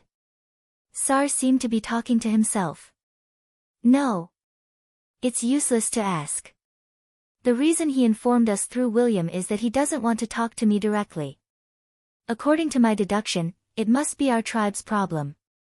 Wajin asked, "What is the first stage of the original plan?" Varrock said, "Attack from multiple directions. However, the terrain is unfavorable in the west, so the main attack is long range. The southeast and northeast are the main attack. After the Forsaken troops in the southeast broke through the defense line of the Iron Wall Dam, they turned to attack the City of Calamity on the eastern highlands of the Ice-Crown Glacier. In the northeast, Otter's Steel Army would block any troops that might come from Desolation Gate and Death's Gate. My army will go from the north to the south, and King Rin's army will go from the east to the west through the Ladrasil Trail. We'll attack the City of Calamity from 3 directions. It was, 3 attack. If the Alliance suddenly stops, won't they be sending the Forsaken ones to die? What if? Wajin suddenly thought of something, but when he saw Sal's face and thought of Sal's efforts to unite the tribes, he suddenly became discouraged. Forget it, it's nothing. Sal was confused, but he didn't think too much about the big picture. I'm going to find Duque. Varrock, your people will continue to attack Scourge from the north. The Horde will not abandon its allies. We can't let the Anastrian people face the Scourge army alone. Understood. Varrock punched his chest. In order to catch up, Varrock had even allowed his son, Dranos, to lead the elites of the Blackrock clan and set off first. Although the Blackrock orcs didn't like the cold weather, as a clan that used to live in the mountains, they were very good at climbing mountains. On the other side, Sal found Duke. Tell me, why did William's army stop marching in the northeast? We found that there was a mistake with a batch of artillery shells. The artillery shells, which are not suitable for use in the cold weather, were mistakenly shipped to the front line. If the Alliance troops launched an attack without the cover of heavy artillery, it would increase unnecessary casualties. I strongly suggest that you stop your army as well. Duque was an Azeroth Award winner, so he didn't even need to prepare a script to lie. Is it true? Sal asked. Duke shrugged with a look that said, you guess. The uneasiness in Sal's heart grew stronger. But no matter what he said, Duque wouldn't budge. At most, he promised to push the Dalajan forward and send as many airships as possible. Unfortunately, due to the allocation of troops, they couldn't send more battleships to besiege Scourge. A cloud of uneasiness hung over the entire alliance. At 2:00 in the afternoon on March 15, the Forsaken army and Dranos' orc army broke through the defense line of the Iron Wall Dam. They faced the majestic Scourge army in the south and north. The Scourge army was located in the eastern part of the Ice-Crown Glacier. It was an important fulcrum for Arthas to rule the entire region. There was a huge magical ley line second only to the Ice-Crown fortress. Unlike Duque's previous life, perhaps because the Alliance had put too much pressure on the Lich King, Arthas used this ley line to create an extremely powerful magic circle. Since last winter, there had been a terrifying level 10 gale every day. An ice tornado that would never move was always circling around the City of Calamity. Looking at the majestic city in front of him, Anastrian glanced at the Dalajan city that had followed the Forsaken army to this airspace. The Sun King contacted Kale, that's directly. President Kirin Tor, please immediately order the Dalajan's magic cannons to bombard the Scourge army and weaken its shield. Anastrian's address was very businesslike, and Kai Zi couldn't find fault with it. Facing his dead father, Kai Zi's feelings were extremely complicated. But after so many years of experience and being redeemed by Duque, Kale, that's had already gotten over it. Your Excellency Anastrian Sunstrider, don't we need to wait for the main force of the Horde? No need. I'm a powerful undead. I can clearly sense that Arthas has already abandoned this place. The undead inside are not the main force of the Scourge army. Our current forces are enough. Since you say so, as an ally, I have no objections. In 15 minutes, the Dalajan will launch an attack. Please judge the timing of the attack yourself, Your Excellency. The father and son, who had the same blood flowing in their veins, ended this exchange in a way that they were passers-by. Chapter 1677. Kale, that sighed softly. His face was a little gloomy. Your Highness. Great Astrologer Carponia had never changed the way she addressed Kale, that's. Kai Zi waved his hand. There's nothing between me and the late king. We're separated by life and death, and our standpoints are different. There's nothing to talk about. The words late king made Kale, that stand clear. No one in the Kirin Tor parliament would say anything. Carponia bowed her head and retreated. Kale, that's also did not think that the Scourge army would defend the City of Calamity. First of all, the Scourge army would never treat any member of the army as an indispensable existence, except for the Lich King himself. The Lich King, who had no compassion, would only treat soldiers as expendable. The meaning of their existence was to kill the living and bring more Scourge soldiers. Secondly, it was the geographical location. If the Alliance was a traditional army, then the City of Calamity, which stood on a high mountain, would indeed be an important fulcrum. However, when the Alliance had a powerful air force and broke through the storm protection around the entire Icecrown Glacier, the City of Calamity would just be a slightly more dangerous castle. Moreover, the City of Calamity was too far away from the Icecrown Fortress. At the very least, they were separated by the Door of Death, Mordressa, and the evil castle, Maricaris. With the Icecrown Glacier being attacked from all sides, only Maricaris, which was in a triangular position with the Icecrown Fortress, should be heavily guarded by the Scourge army. In other words, the City of Calamity was destined to be abandoned. The only difference was how many soldiers it could replace in the Alliance. Confirm the status of the magic network. Prepare to charge the elements. Other than the main cannon, charge all mage towers. Listen to my command.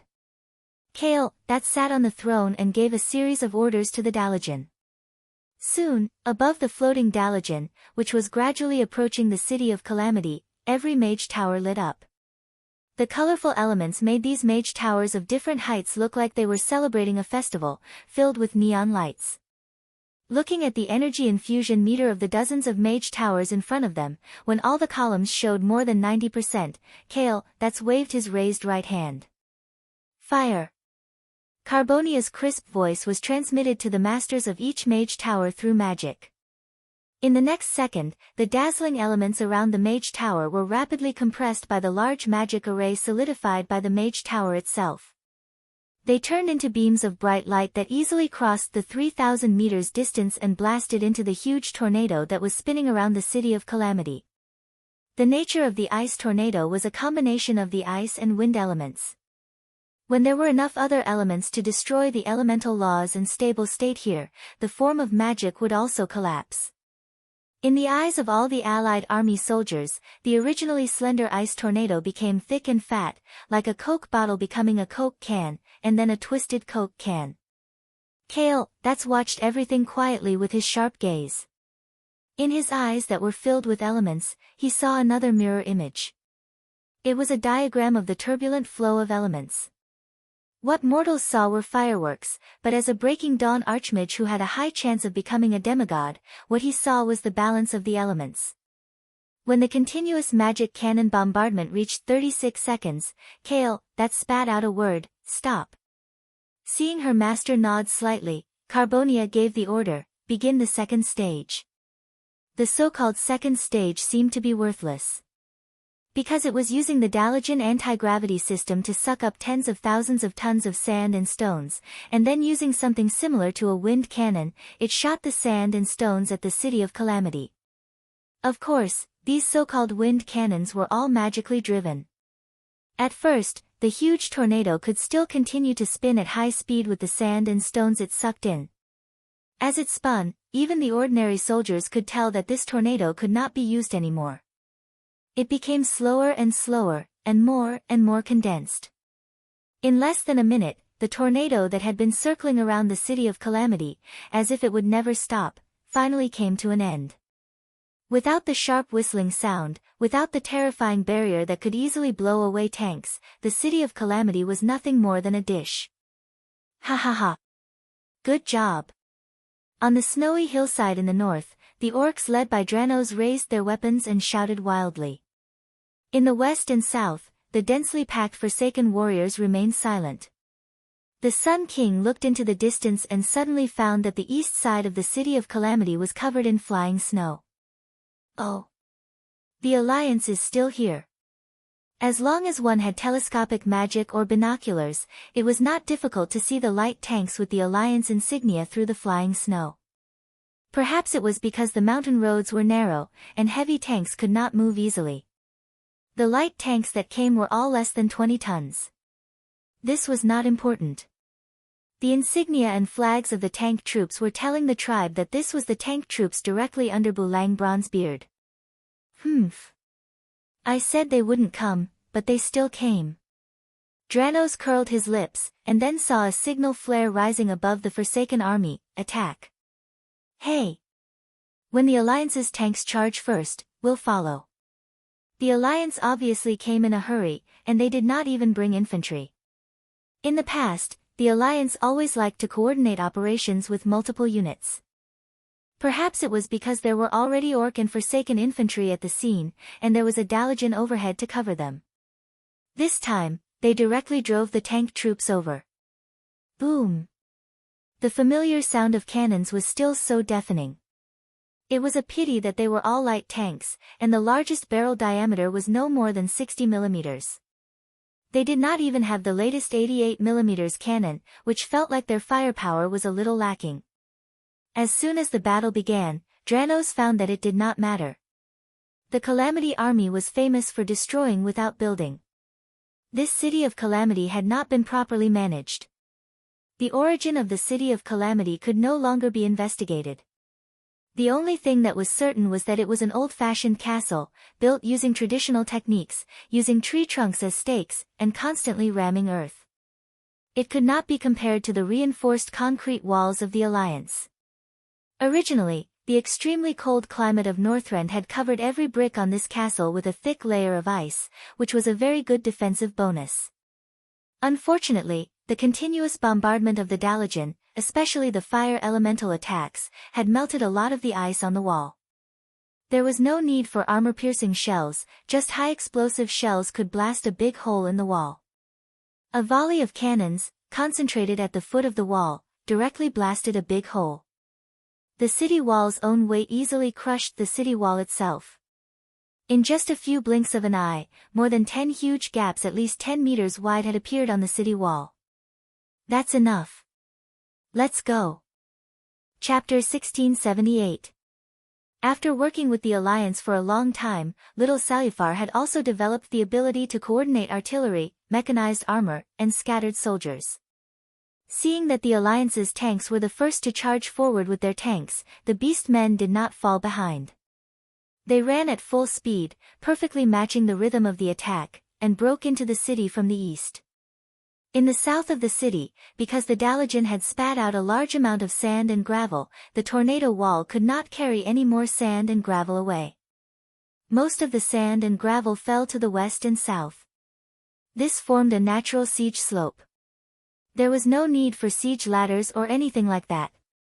The Forsaken could just rush up the slope and reach the city wall. For eternal death.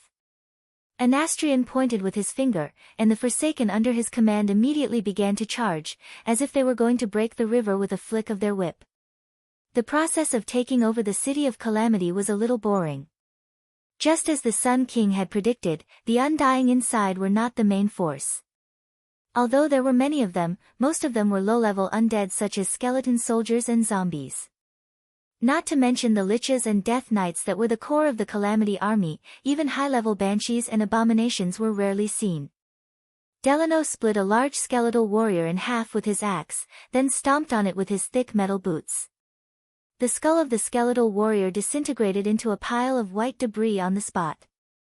Just like Father said, the Doomsday army is likely to give up on the Calamity City, huh? However, the resistance in the city of Calamity was still quite fierce. There were no high-level undead soldiers, but almost every building in the city that was slightly taller had been modified into a spirit tower. These defensive magic buildings that were full of the cursing sex style were quite annoying. Above the spirit tower was a spirit crystal that was suspended in the air. As long as it was a disciple of the lowest level of the cursing sect, they would be able to control this soul crystal to attack any living beings within a 200-meter radius. This kind of attack on the soul level could not be defended by conventional means. The power of vengeful spirits could easily penetrate any armor in the world and directly hit one's soul. Many of the places where the spirit towers were set up were quite dangerous, and most of them were surrounded by multiple buildings. From afar, one could not even see them, much less use artillery fire. Without the Alliance's paladins, the Horde could only rely on human lives to fill the gap. Using the charging soldiers to draw away the Spectre Tower's firepower, and relying on the Spectre Tower's low attack frequency, they immediately called for the Alliance's tanks to charge over and fire at close range, forcibly destroying the Spectre Tower. Watching his compatriots fall one by one, Delano felt as though his flesh was being cut off. The only fortunate thing was that this was not the end for the Orc warriors. Before the war, Thrall had reached an agreement with an Astrian. If the Orcs died on the battlefield, Thrall would allow the Forsaken to resurrect them and let them continue to fight as warriors of the Horde. However, they would be included in the ranks of the Forsaken. In a war, soldiers were expendable. If the same life could be used up twice, then, at the very least, it could reduce the casualties of the living. This was a type of bitterness, a type of helplessness. 3 hours later, just as the Allied forces were about to completely occupy the City of Calamity, news of the appearance of Arthas and Malygos suddenly came from the west and northwest. In the command post of Naxxramas, Magni yelled, "Direct attack, hoo hoo hoo hoo." The wind was howling, accompanied by a terrifying white beam that traversed the sky. Naxxramas, the flying fortress, shook violently. That was not a terrifying impact that could shake the earth and mountains.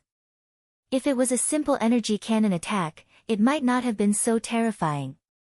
What was truly terrifying was that this was a rare dual elemental attack. The deep and evil shadow element and the bone-chilling ice element. Although these two types of energy did not conflict with each other, but they were not related, they were perfectly blended together to form an unparalleled and terrifying attack. At this time, Jaina was in charge of the fortress's magic defense. As one of the Alliance's 3 existing magic powerhouses, Jaina's strength could not be said to be weak. The moment the magic mirror captured Arthas's figure, Jaina turned on the fortress's magic shield to the maximum. Naxxramas was no longer the fortress it had been under the control of the Calamity Army. After falling into the hands of the Alliance, it had been expanded, reinforced, and strengthened many times. The latest strengthening was after Duque became a demigod, and a new layer of magic protection array was added to the surface of Naxxramas. Originally, after Duque obtained the Titan rune magic inheritance from Malygos, he had planned to strengthen it again. Unfortunately, due to time constraints, he did not have the time to do this. Even so, Naxxramas's magic protection ability was still quite terrifying. Even such a Naxxramas could not withstand this attack. Using the energy of thousands of wronged souls, Frostmourn's fury was ignited. This well-prepared attack easily pierced through Naxxramas's shield. Jaina did not even have time to use the elements of the magic net before the 3 layers of shield collapsed in front of her. With a terrifying roar, the east side of the fortress at a 45-degree angle with the ground, an area the size of 3 football fields, was penetrated. It entered from below and exited from above. If it wasn't for Magni controlling the fortress to the side at the last moment, it might have hit the command post directly. Contact was instantly lost in the 5 districts. There were more than 1,000 Alliance soldiers there.